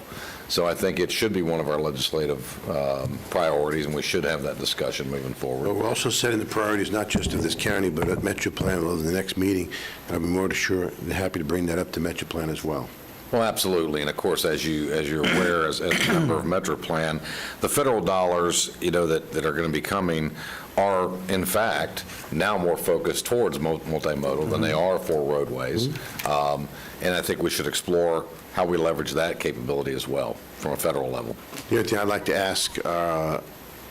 Chipok is that to also, not today, but brief the board on the status of the S-line, on why the significance of that was, because this commission, as well as the Sunrail Board, invested quite a bit in the S-line. I want to make sure that that is being moved expeditiously, as well as the additional outstanding items that need to be completed by DOT for the transition. It's not just the positive train control. It's not just completion of Phase 2 North. There's a whole host of items that need to be completed by FDOT before the transition is complete, and I want to make sure that the entire board is aware of that. Is that correct, Mr. Chipok? Yes, it is, Mr. Chairman. We had an initial kickoff meeting with FDOT last Friday from the local government partner representatives with DOT to start addressing those specific questions. We do have a list that we've compiled several years ago now. We've been whittling away at the edges of it, and now it's time to really take it out and do a deep dive on it. Take it for a spin. Yes, and we're doing that with DOT, and DOT is prepared to be meeting with us on a now monthly basis to address those questions, and those meetings will probably get more frequent as we dive deeper into the issues. Any other comments from the board before we move on? I have one additional comment. Chipok. During the presentation, it was mentioned that from DOT's consultant, we did get the materials on the TOD development. I would just like to take this opportunity to ask the board if there's consensus whether you want our staff to do a frequently asked questions on the TOD that we can put on our website and refer back to the DOT materials. I have no issue with that. Any issue with that? Commissioner Zimbauer? I would agree with that, but I also would very much find it beneficial to publish on that same FAQ a reference to the benefits of economic development studies that were done in and around this Sunrail project, so everybody has an understanding of what that is going to actually impact, each partner in Central Florida region. Just so that you know, under the district commissioners, under the reports later today, what I was going to present to the board was I had to give a presentation at the chamber regarding Sunrail. There was a bunch of questions. And one of those things we did was we asked our property appraiser to do a quick review of TOD a half mile out. And so I'll be giving that to the board this afternoon as well. Sure. Okay. Any other comments? Ms. Chiplock? No. Mr. Applegate? No, sir. Okay. Thank you. Let's move on to the next item. Appreciate it. Thank you. Thank you very much. Okay, next item on the agenda, consent agenda. Pursuant to Florida law, the public has the right to be heard on all propositions except for when the Board of County Commissioners is acting in ministerial emergency matters or conducting a meeting that's exempt from Section 286.011 Florida statute. Public comment time on issues will be 3 minutes for individuals, 6 minutes for group representatives. The right to be heard on quasi-judicial hearings will be governed by Florida state law. The public will be provided an additional opportunity to be heard on non-agenda items at the end of this meeting. And at this time, move on to consent agenda. Mr. Applegate, you have anything you'd like to? Yes, Mr. Chairman. We'd like to remove from consideration today items 9 and 31. They will be brought back at a future meeting. Okay. And I know that Mr. Chiplock would like to pull items 18 and 19 for discussion, just for last-minute changes, I think. Okay, so you're requesting 9, 18, 19, and 31 to be pulled. Right, 9 and 31 will be pulled and brought back at another meeting. And 18 and 19 will be pulled for discussion. That's correct. Okay. Ms. Chiplock, do you agree with that? I concur. Okay. This time, before we go to the public, any items the board would like to pull? Okay. Shani, is there any requests from the public? Yes, sir. The first one is Dale and Cheryl Verge. Which item number is it? This is related to item 14. Okay.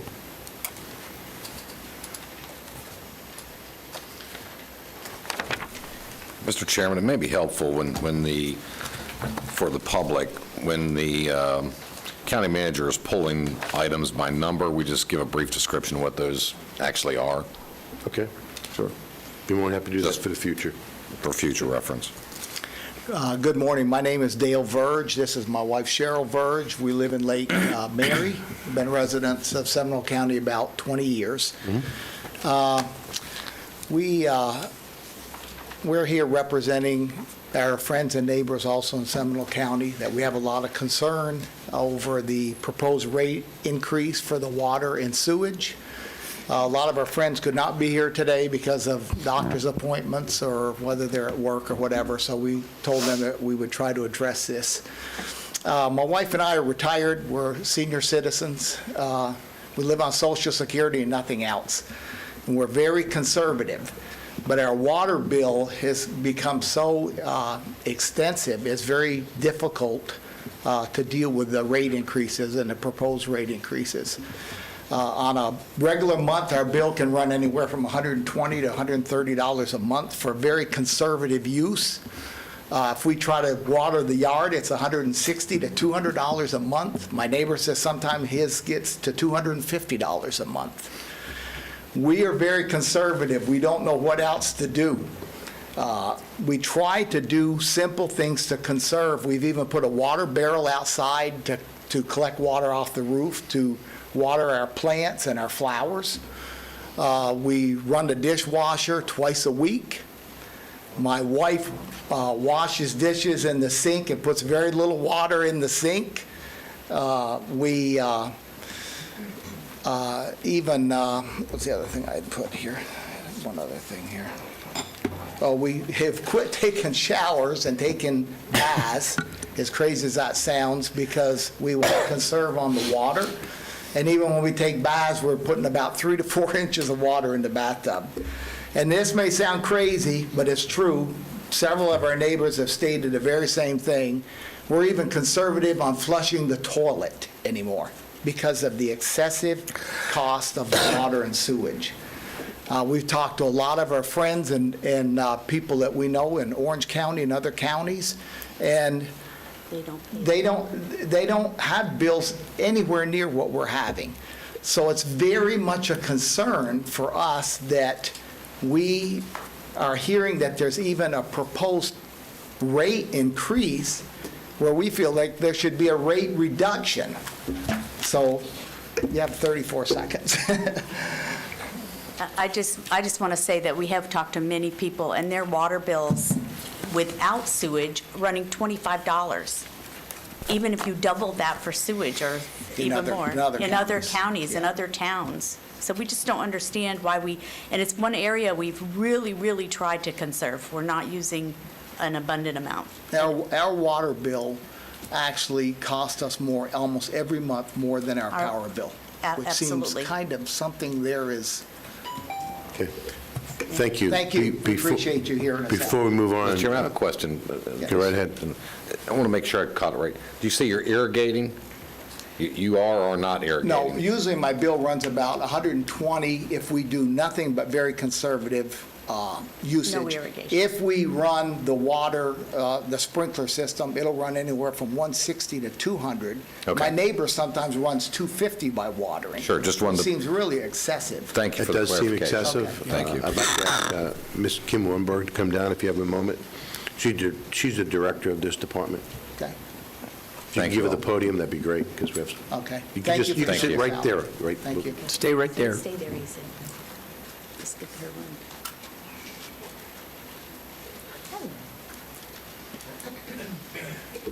Hi, Kim Ornberg, Interim Director of Environmental Services.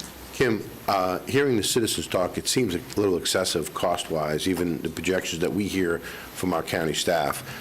I believe there's a couple things that they could potentially do, but I think that they need to be talking to you offline.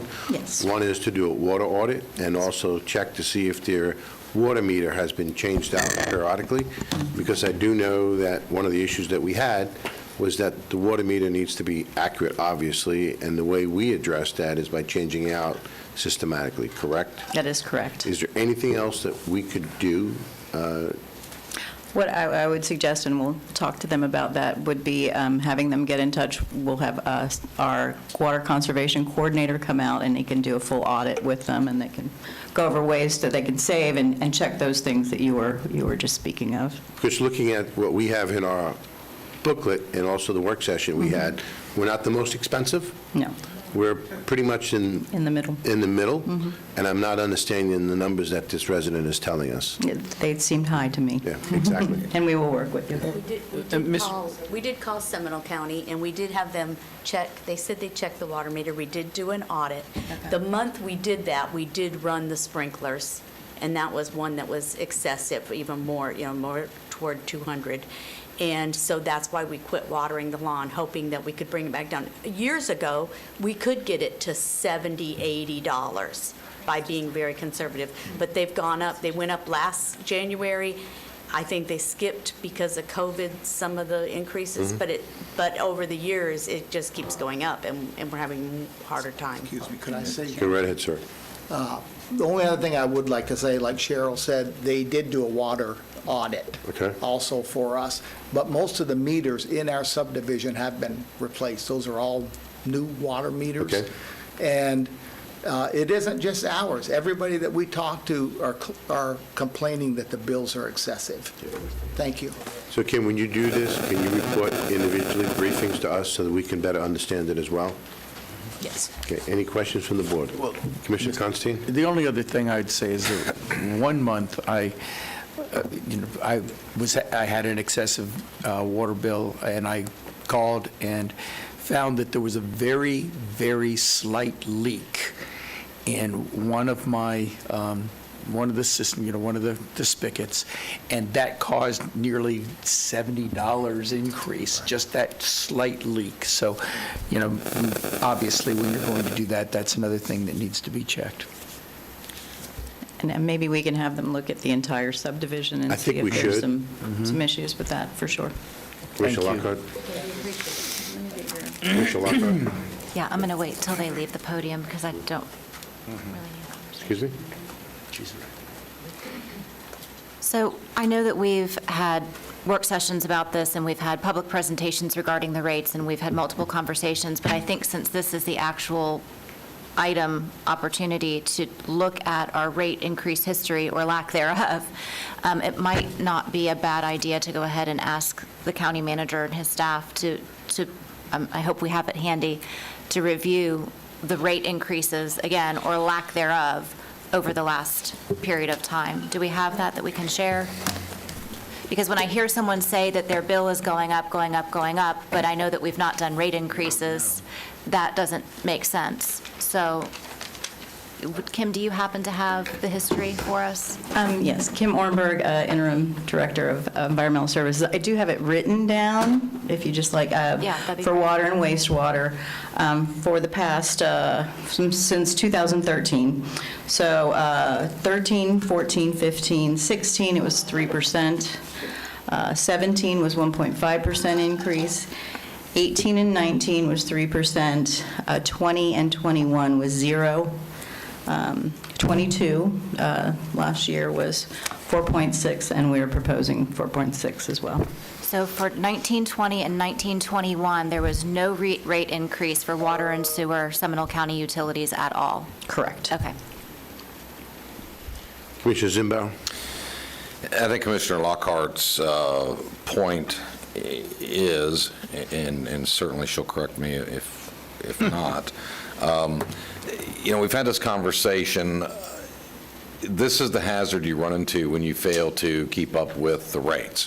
When you have, and some of this honestly happened before some of us were on this board, and we all are conservative. We all don't want to pay, nor do we want our residents to pay for services any more than they have to. There are certain bond restrictions that require us to do certain things.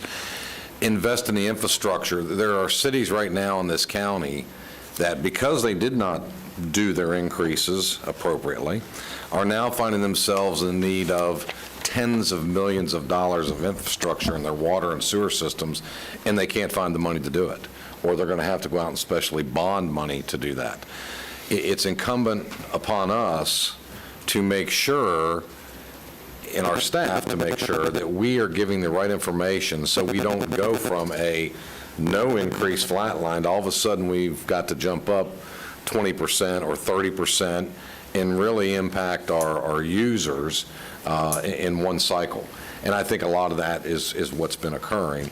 So I hope moving forward that, we can revisit this. I know Commissioner Lockhart, myself, as well as the others, we've tried when we've hit these to insist that we have an annual or every 2-year review to make sure it's on our plate and in front of us so it doesn't get put off in the bushes. So I think this is part of the result of what's been going on, and historically we should not continue going down that path. Commissioner Lockhart, would you like to add to that? I would. So I don't think, in retrospect, that we made a bad decision to not increase rates in 20 and 21. If we remember what we were facing in 20 and 21, we didn't know what the future was going to hold. And the last thing that we wanted to do was, even a small incremental amount, put an additional burden on our citizens, not knowing what the pandemic was going to do to our economy and to our community. So I think that was the right decision at the time. There are consequences for that.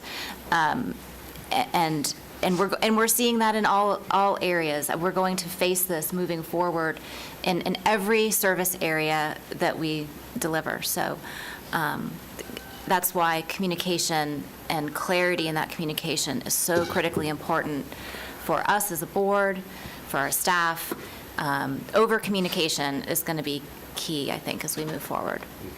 So I believe the board has heard you. I think staff is going to try to address this with you and report back to the 5 of us on their findings for that neighborhood, correct? Mm-hmm. So just want to make sure you're aware of that. Anything else on this issue before we go on to the next written request? Okay, let's have the next written request. Joe Humphreys would like to speak about items 12 and 16. Okay. Mr. Humphrey, are you in the audience? Oh, there you are.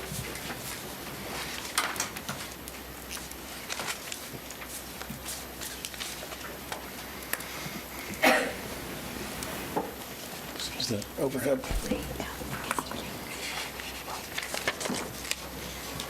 Mr. Humphrey, if you would mind, please give us your name and address. Yep, Joseph Humphreys, 883 Cardinal Point Cove, Sanford, Florida.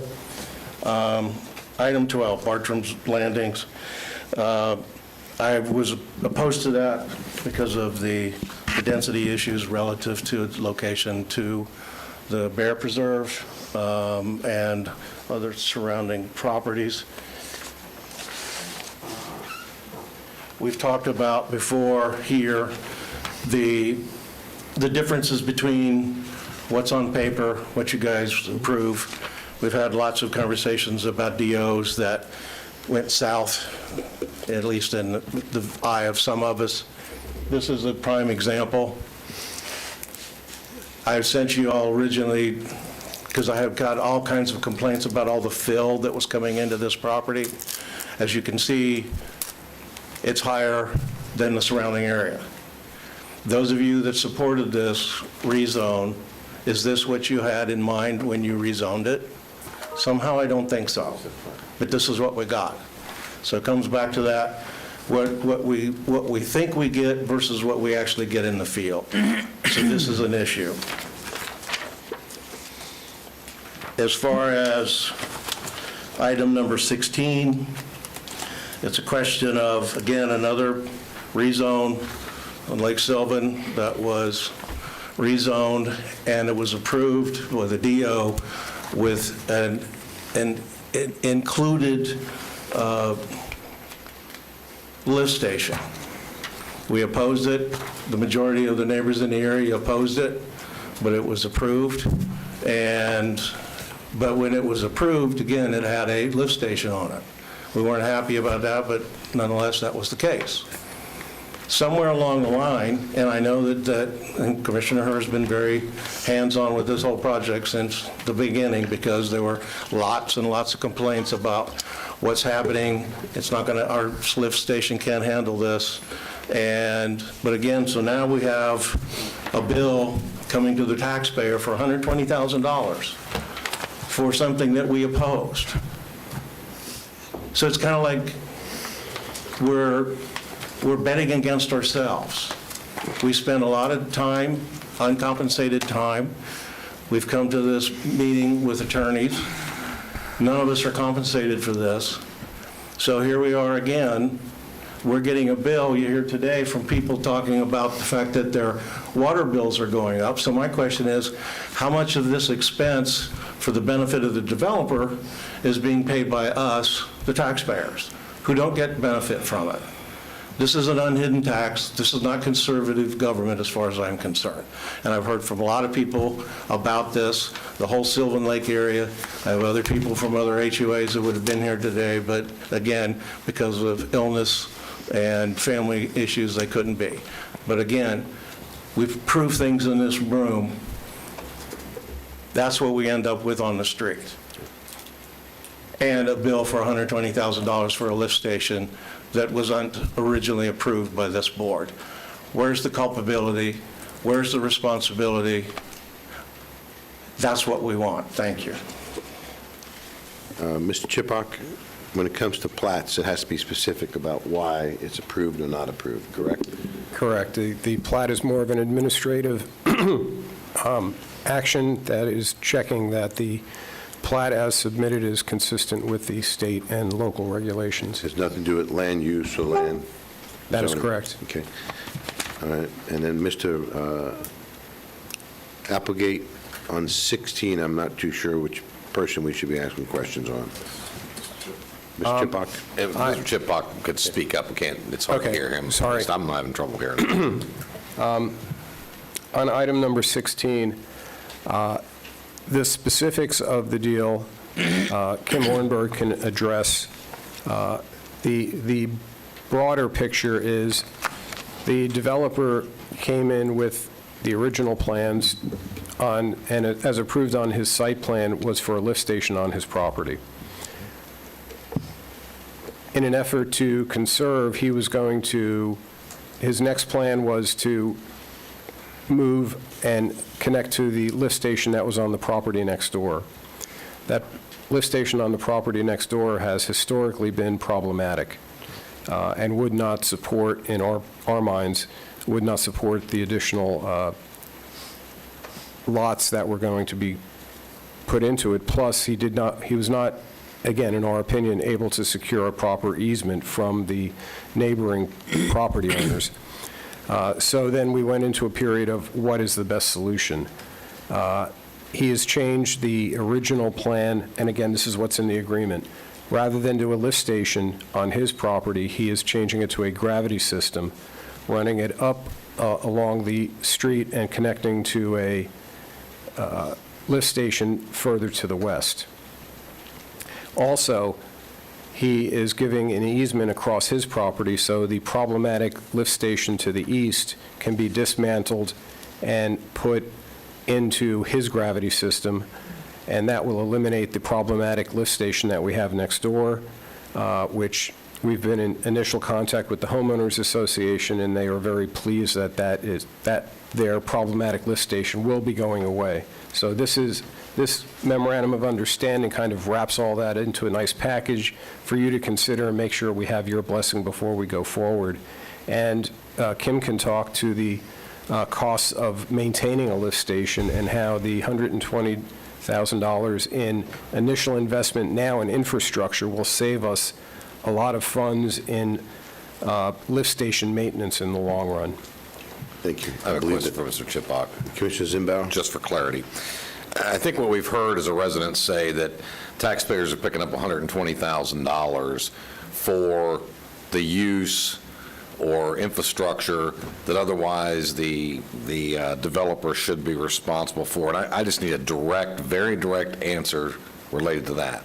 And I think what I'm hearing is there's already an existing lift station, and now you come up with a solution for a other lift station that's on an HOA that is not functioning properly.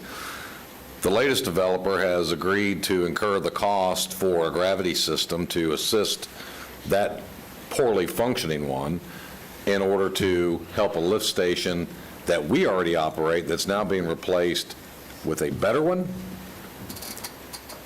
And maybe Ms. Ornberg can answer that better. I believe Ms. Ornberg should do that because Chipok handled the legal aspect of it. But I want to make sure, because I think what I'm hearing is the aspersion, the taxpayers are paying $120,000 to the benefit of a developer. And I just want some clarity on that. Because if that's what's happening, I would hope our legal team... The answer is no. We are picking up the cost of the costs over what the developer would have spent for his initial lift station.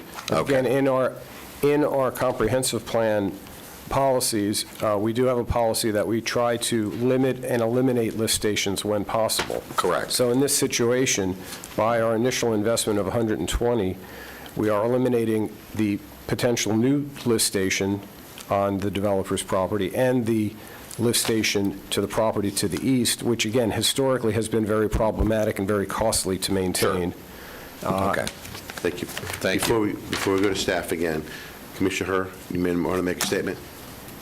So this is actually what I would call government taking a step towards stop digging the hole, right? The first thing that you have to do when you realize you're underwater is to stop digging.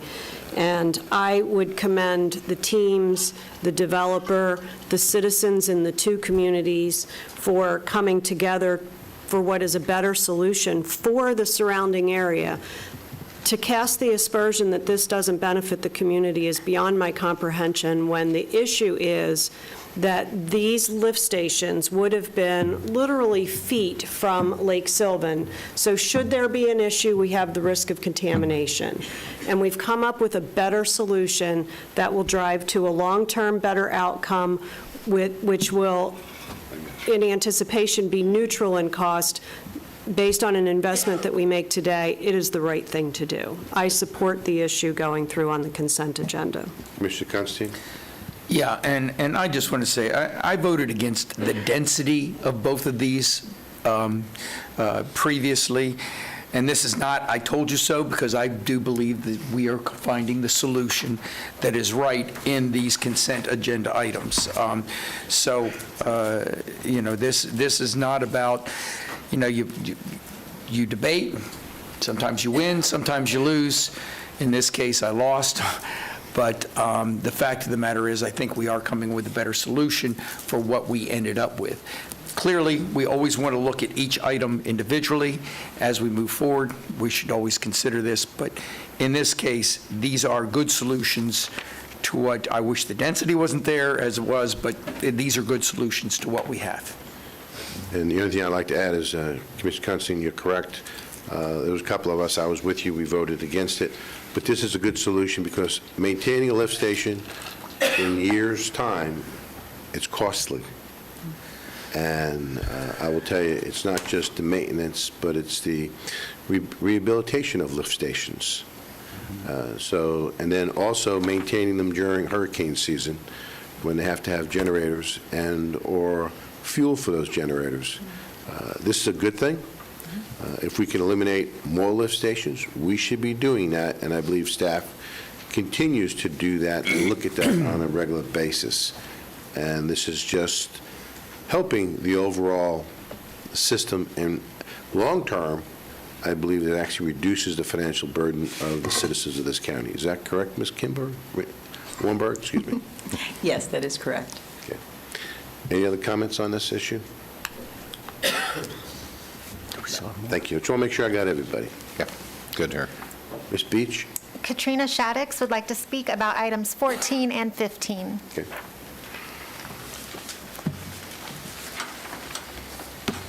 Katrina Shaddix, 1011 Seneca Oaks Trail, Geneva, Florida, 32732, Executive Director, Bear Rouge United Nonprofit Work.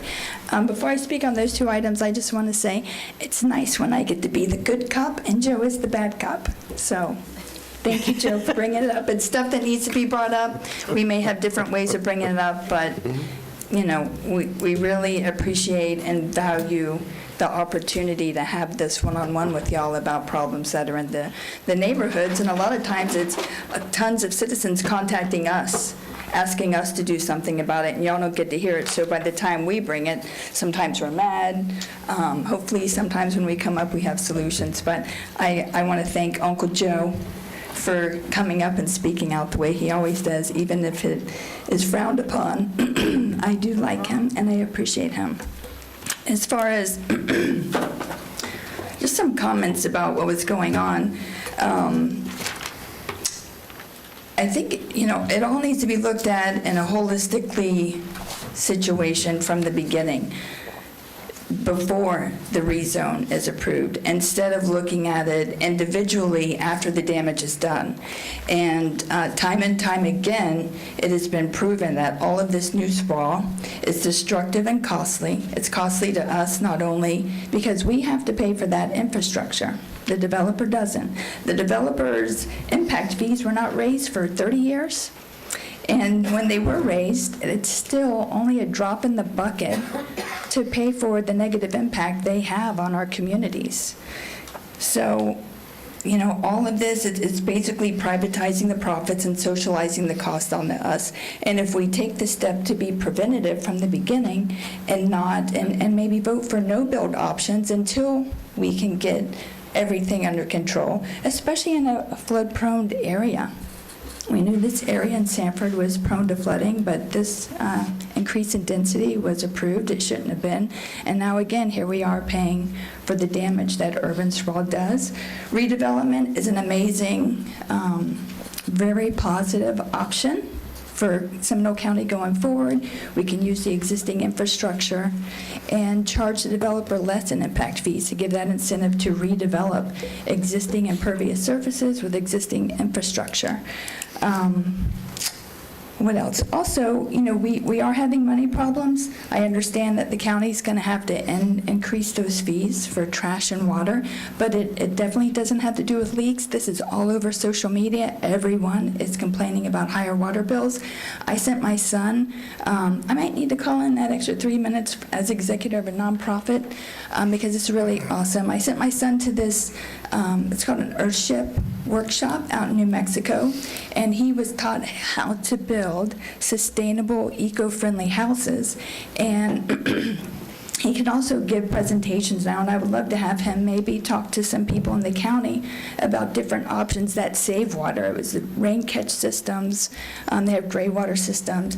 It was just a way that prevents all of these problems that we're talking about today. We don't have those problems anymore when we build correctly from the beginning. And I think we definitely need to focus on being preventative instead of reactive to the problems. And another thing, we're having all these money problems, but I see about a $450 million price tag on a government building that we don't need. The 5 points, the second and third phases of 5 points, we don't need them. We have perfectly functioning buildings like this one. I love this building. My mother was born in this building in 1947. I don't want to get it torn down. I don't want to centralize our government. And I certainly don't want to pay hundreds of millions of dollars on buildings we don't need. And if we just don't build 5 points, we would have the money to take care of all these Katrina, we need to problems stay we're on the talking about topic today. on the agenda. I'm a Gemini. I go on a bunch of different topics, so I'm set. Thank you. We have to ask you to stay on the topic. Okay. Anyone else like to address the board? Do we have any other written requests? No, sir. Anyone else in the community like to address the consent agenda? Going to close public input. Mr. Chairman? Before we go to the direction or a vote or a motion, Mr. Applegate? Yeah, I want to apologize. On item 9 and 31 that we're pulling for future discussion, and the Commissioner's right, I should have said what these items are for. Item 9 was an issue to determine if an unoccupied structure is a public nuisance. The owner has been located and has asked for additional time to look at the issue. And item 31 was a resolution amending the Castleberry Community Redevelopment Agency to add one parcel to the redevelopment area. So my apologies for not pointing that out. Quite all right. Mr. Zimbauer, Commissioner. I'm prepared to make a motion. Please do. Yeah, make sure, I think I've got this right. I got your back. Move approval of consent item agendas 5 through 8, 10 through 17, 20 through 30, and 32, the clerks. Second. A motion and a second. Any discussion on the motion? Seeing none, we'll call the question. All in favor of the motion, signify by saying aye. Aye. Opposed, like sign. Motion passes. This time we go to number 18, Mr. Chipak. Thank you. We can take basically 18 and 19 together. Go right ahead. These are, excuse me, these are stipulated orders of taking and final judgment settlements between Seminole County and two property owners in the Oxford Road area. The tenants in those areas, these agreements go to the tenants on a couple of pieces of property. The tenants, the agreement specifically called that the tenants had to leave by September 30th of this year. The tenants have, through council, have gotten back to us and asked that the time that they be on the property be extended to October 31st. So the agreements are in good shape. We recommend approval with the one change that the date that the tenants can remain on the property be extended to October 31st in each agreement. And I've got a question. Go right ahead, Mrs. Commissioner Zimbauer. On October 31st, would that mean that there's going to be actual physical work taking place, that they need to be out of those structures by that time frame?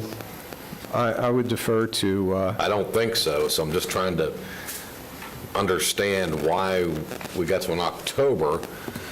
I've been out there, and I don't see anything happening as far as construction.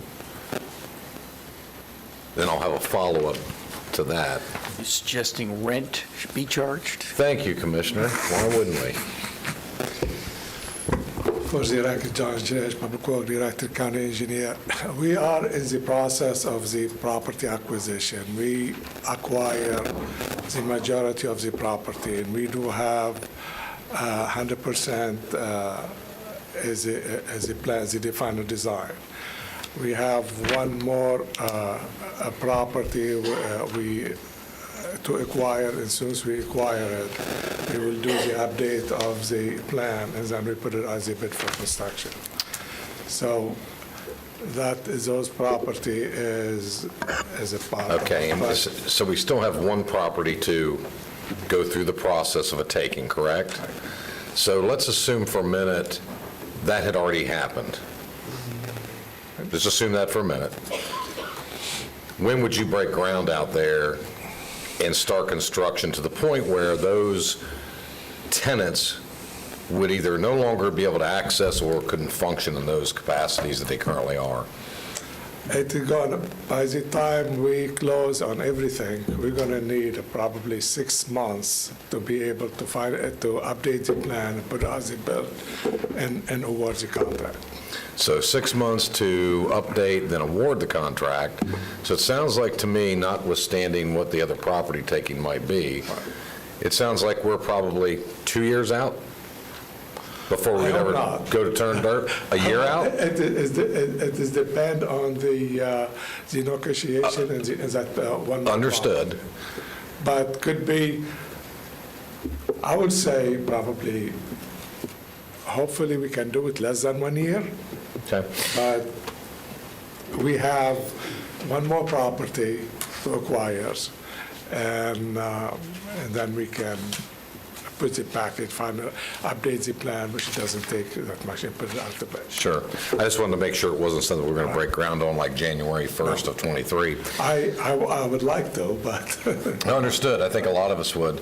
So my question for council is, do we not have the capability to sit with these tenants and if they're running viable businesses there right now, instead of having them being pushed out coming on the holidays, would we not want to try to find some kind of reasonable benefit to the taxpayer that we could keep those tenants in place, collect that revenue, go back to our taxpayers to try to offset some of these costs instead of having them out of there October 31st? And it sounds like to me, their building's just going to sit vacant until whatever it takes to get the final property as well as update the plan and then get a contractor and then start the work.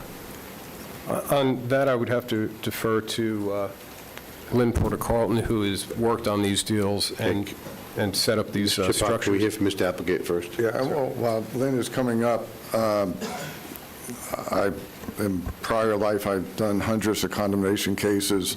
A lot of times when the condemnation process starts, or the acquisition process starts, if it's not condemnation, businesses and tenants are already looking to relocate to get out of that situation. So, but I'll let Lynn. That's correct. Good morning, Mr. Chairman, Commissioners.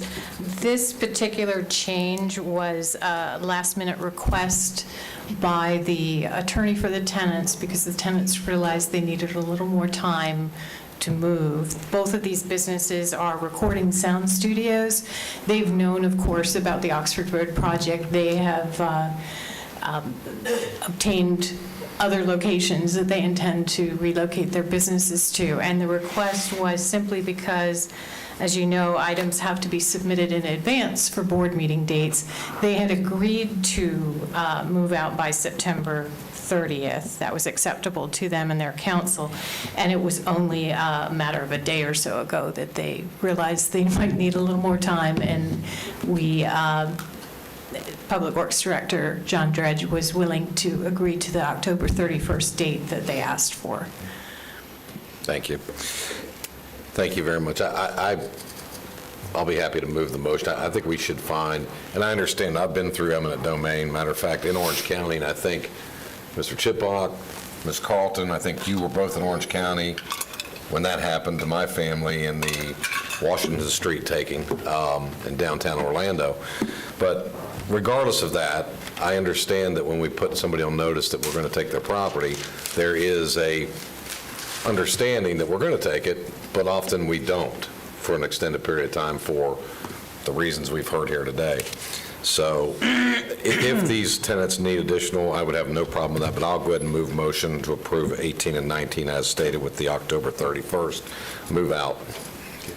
We have a motion, is there a second? Second. I heard a second, Commissioner Hurd. Any other discussion?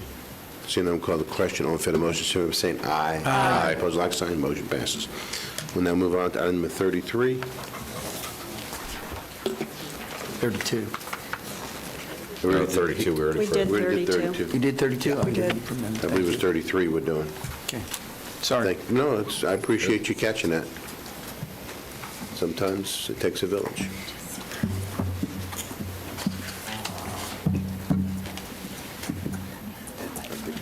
Many eyes and ears we have, right?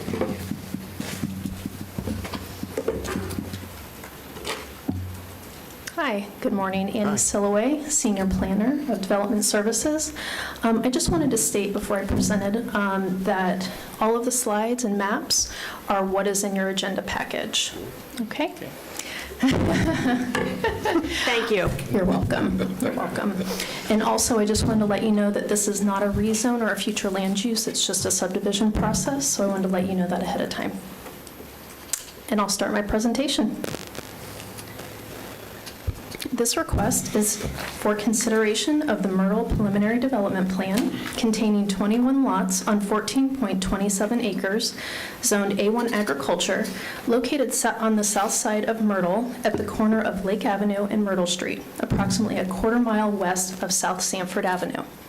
The applicant proposes to develop a single-family residential subdivision on 14.27 acres with a maximum density of 2 dwelling units per net buildable acre for a total of 21 lots with a minimum lot size of 5,500 square feet. The subject site has a suburban estates future land use designation with A1 agriculture zoning, which permits a maximum density of 1 unit per acre with a minimum lot size of 1 acre. However, the site is located within the Urban Conservation Village Design Overlay, which allows a maximum of 2 units per net buildable acre when developed under a cluster design. The overlay approval process requires a preliminary development plan to be reviewed and approved by the Board of County Commissioners, followed by approval of a final development plan and a developer's commitment agreement. The intent of the Urban Conservation Village Design Overlay is to encourage a cluster design that promotes a much smaller lot size than commonly seen in traditional zoning classifications in order to preserve large open space greenways for the benefit of the residents. The cluster development must preserve a minimum of 50% of the net buildable area, exclusive of any wetlands and floodplain, as an open space greenway tract preserved under a conservation easement. Additional design criteria requirements include a 15-foot minimum width buffer around the perimeter of the development, except for the boundary fronting on Myrtle Street. All structures must maintain a perimeter setback of no less than 35 feet and no less than 140 feet from the center line of Myrtle Street. The development must connect to public utilities, and at the time of final engineering, the development must incorporate stormwater volume reduction by retaining on-site the difference between pre-development and post-development runoff volume for a 25-year, 24-hour storm event, with recovery of 75% of volume within 72 hours of the storm event. Staff has determined that the proposed plan meets the intent and requirements of the Urban Conservation Village Design Overlay in accordance with the Seminole County Land Development Code, Section 30.481. A 15-foot buffer will be provided along the east, west, and south perimeter. The lot design layout will ensure that all structures will be in compliance with the perimeter building structure setbacks, and the development will connect to public utilities, and 50% of the net buildable acreage, which is approximately 5.26 acres, will be designated as greenway open space and placed in a conservation easement. The applicant will be providing 5.79 acres. The Planning Commission met on August 3rd, 2022, and voted unanimously to recommend the Board of County Commissioners approve the Myrtle Preliminary Development Plan containing 21 lots on 14.27 acres, zoned A1 agriculture, located on the south side of Myrtle at the corner of Lake Avenue and Myrtle Street, approximately a quarter-mile west of South Sanford Avenue. Staff recommends the approval of the Myrtle Preliminary Development Plan containing 21 lots on 14.27 acres, zoned A1 agriculture, located on the south side of Myrtle at the corner of Lake Avenue and Myrtle Street, approximately a quarter-mile west of South Sanford Avenue. And that concludes my presentation. Great, thank you. Before we go to the board, Cheney, is there any written request to speak? Anyone in the audience that would like to speak on this issue before I close public input? Public input's now closed. Board discussion or questions? Commissioner Zimbo. I'll move, recommend the Board of County Commissioners approve the Myrtle Street Estates Preliminary Development Plan containing 21 lots on 14.27 acres, zoned A1 agriculture, located on the south side of Myrtle at the corner of Lake Avenue and Myrtle Street, approximately a quarter-mile west of South Sanford Avenue. Second. Motion second, discussion. All in favor of the motion, signify by saying aye. Aye. Opposed, like sign. Motion passed unanimously. We'll now move on to the next item, which is 34, which is the Greek Fest. We'll hear from staff, Mary Robinson. Ms. Robinson, can you introduce yourself? Yes. Good morning, Mary Robinson with Development Services. Before you this morning on item 34 is a request for a special event permit for the Holy Trinity Greek Orthodox Church on Trinity Drive in Altamont Springs. The event is scheduled for Friday, November 4th through Sunday, November 6th. Hours of operation throughout the weekend will be 4 to 11 on Friday, 11 to 11 on Saturday, and 11 to 6 on Sunday. The estimated attendance is 1,500 people. The event includes Greek dancers, a live band. The festival has a variety of food vendors, and the special event permit in your agenda does include findings and conditions of approval. Staff is recommending that the board approve the special event for Greek Fest 2022. And if you have any questions of the applicant, they are present here to answer any questions. Great, thank you. Before we go, does the applicant have a presentation at all? Do you concur with staff's recommendation then? Okay. Before we go to the board, is there anyone in the audience that'd like to speak to this issue? No, sir. Shane, do you have any written requests? No, sir. We're closing public comments. Mr. Chairman. Commissioner Constantine. Just very quickly, if you've not ever been to the Right. Greek Festival, Here comes your unpaid advertisement. you gotta go. Amen. Because It's the food, right? yeah, it's the food, it's the dancing, It's it's the the attire. atmosphere, it's right next to a housing development and nobody has ever come in and complained. Right. And we love that. The hardest thing about this is getting a parking space. And I just want to thank Sophia, and I don't know, the other. Joyce in Florida. Thank you. He got them both wrong. No, I don't. And Father Constantine, yeah, who is the pastor there, and just looking forward to it once again this year, and congratulations, and I move approval. Okay, motion to approve. Do you have a second? Second. We have a second. Any discussion on the motion? All in favor of the motion, signify by saying aye. Aye. Whoop-ah. Okay. Whoop-ah. You know, a lot of people don't realize, and I didn't really realize until, my business was really well established in Altamont, how many Greek descendants are in the Altamont area. I mean, there really are. So thank you, ladies, for being here today. We appreciate it. Absolutely. We'll make a point of that. Okay. Every word's come from Greek language, right? We'll now move on to the county managers and staff. Thank you, Mr. Chairman. I got a few items to go over.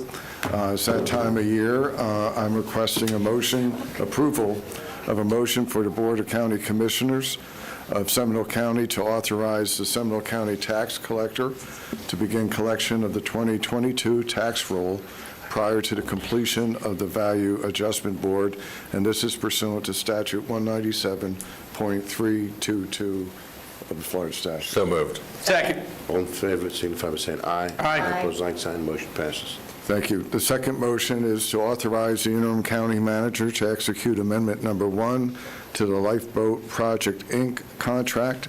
The amount stays the same, it's just a revised scope, and staff, again, recommends approval of that. So moved.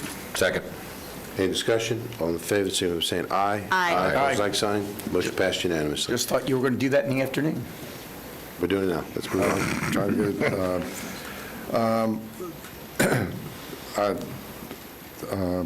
you threw me for a second. I wanted to just report that as we start getting funds, and again, I don't have the exact date, on opioid settlements, we've talked to Allison and Allison Thaw and her staff, and we will be putting a small team together outlining how the money can be used, and obviously partnering with the sheriff's office as well. So that is in the works. I know you're going to talk about the bond rating agency this afternoon, but I want to thank the staff that participated in that. They all did a great job. And finally, for this morning, I know that there's been some consideration among staff. I am recommending that we move the Tuesday, November 8th meeting to November 15th, at which time there can be a ceremonial swearing in after the election. And I would ask that the board consider that. Is that a motion? We have to make the motion. So moved. Second. Any discussion on the motion? I think having meetings on the day of an election is not in the best interest of our community, so I think Any other moving questions? forward. Any other questions? All in favor of the motion, signify by saying aye. Aye. Opposed, like sign, motion passes. And one final item for this morning. I know there have been a few questions about when does the Charter Review Commission start? The email's been out. I'm sorry? He put, Commissioner Chipak put the email out, not Desmond put the email out. Okay. Well, for the benefit of the public, that's, appointments are usually made in July of the year, and it would be July of 2023 that the board would make the appointments. And we've also put a tickler on Desmond's calendar as well as Paul Chipak's calendar to make sure that they are briefing us ahead of time so that we're all in lockstep. I know I'm getting old when it's my 6th Charter Review Commission between 2 counties, so. Any questions for Mr. Applegate? Seeing none, Mr. Chipak. Yes, I do have one item on the Sunshine Corridor resolution. I had forwarded each of you a memo yesterday. We've been working with the other community partners on this. This item is coming before the CFCRC at its September 22nd meeting. It's a resolution of support to study the Sunshine Corridor, which is an east-west corridor from Orlando International Airport, running in a westerly direction to the Orange County Convention Center, and then turning slightly south along I-4, and with a stop somewhere in the Disney I-Drive area, and then that's the corridor.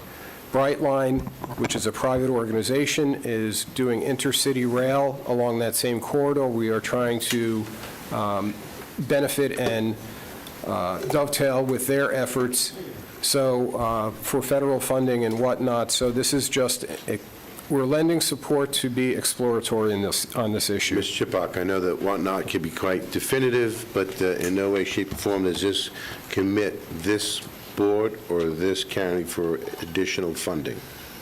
No, it does not. It's just it's to explore what funding may be necessary in the future, but there is no expenditure of funds on this.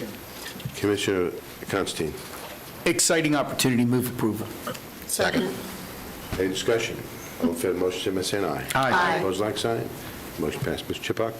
That's the end of my report. Thank you. Okay. Seeing no other reports from the county manager, county attorney, we will stand at recess till 1:30.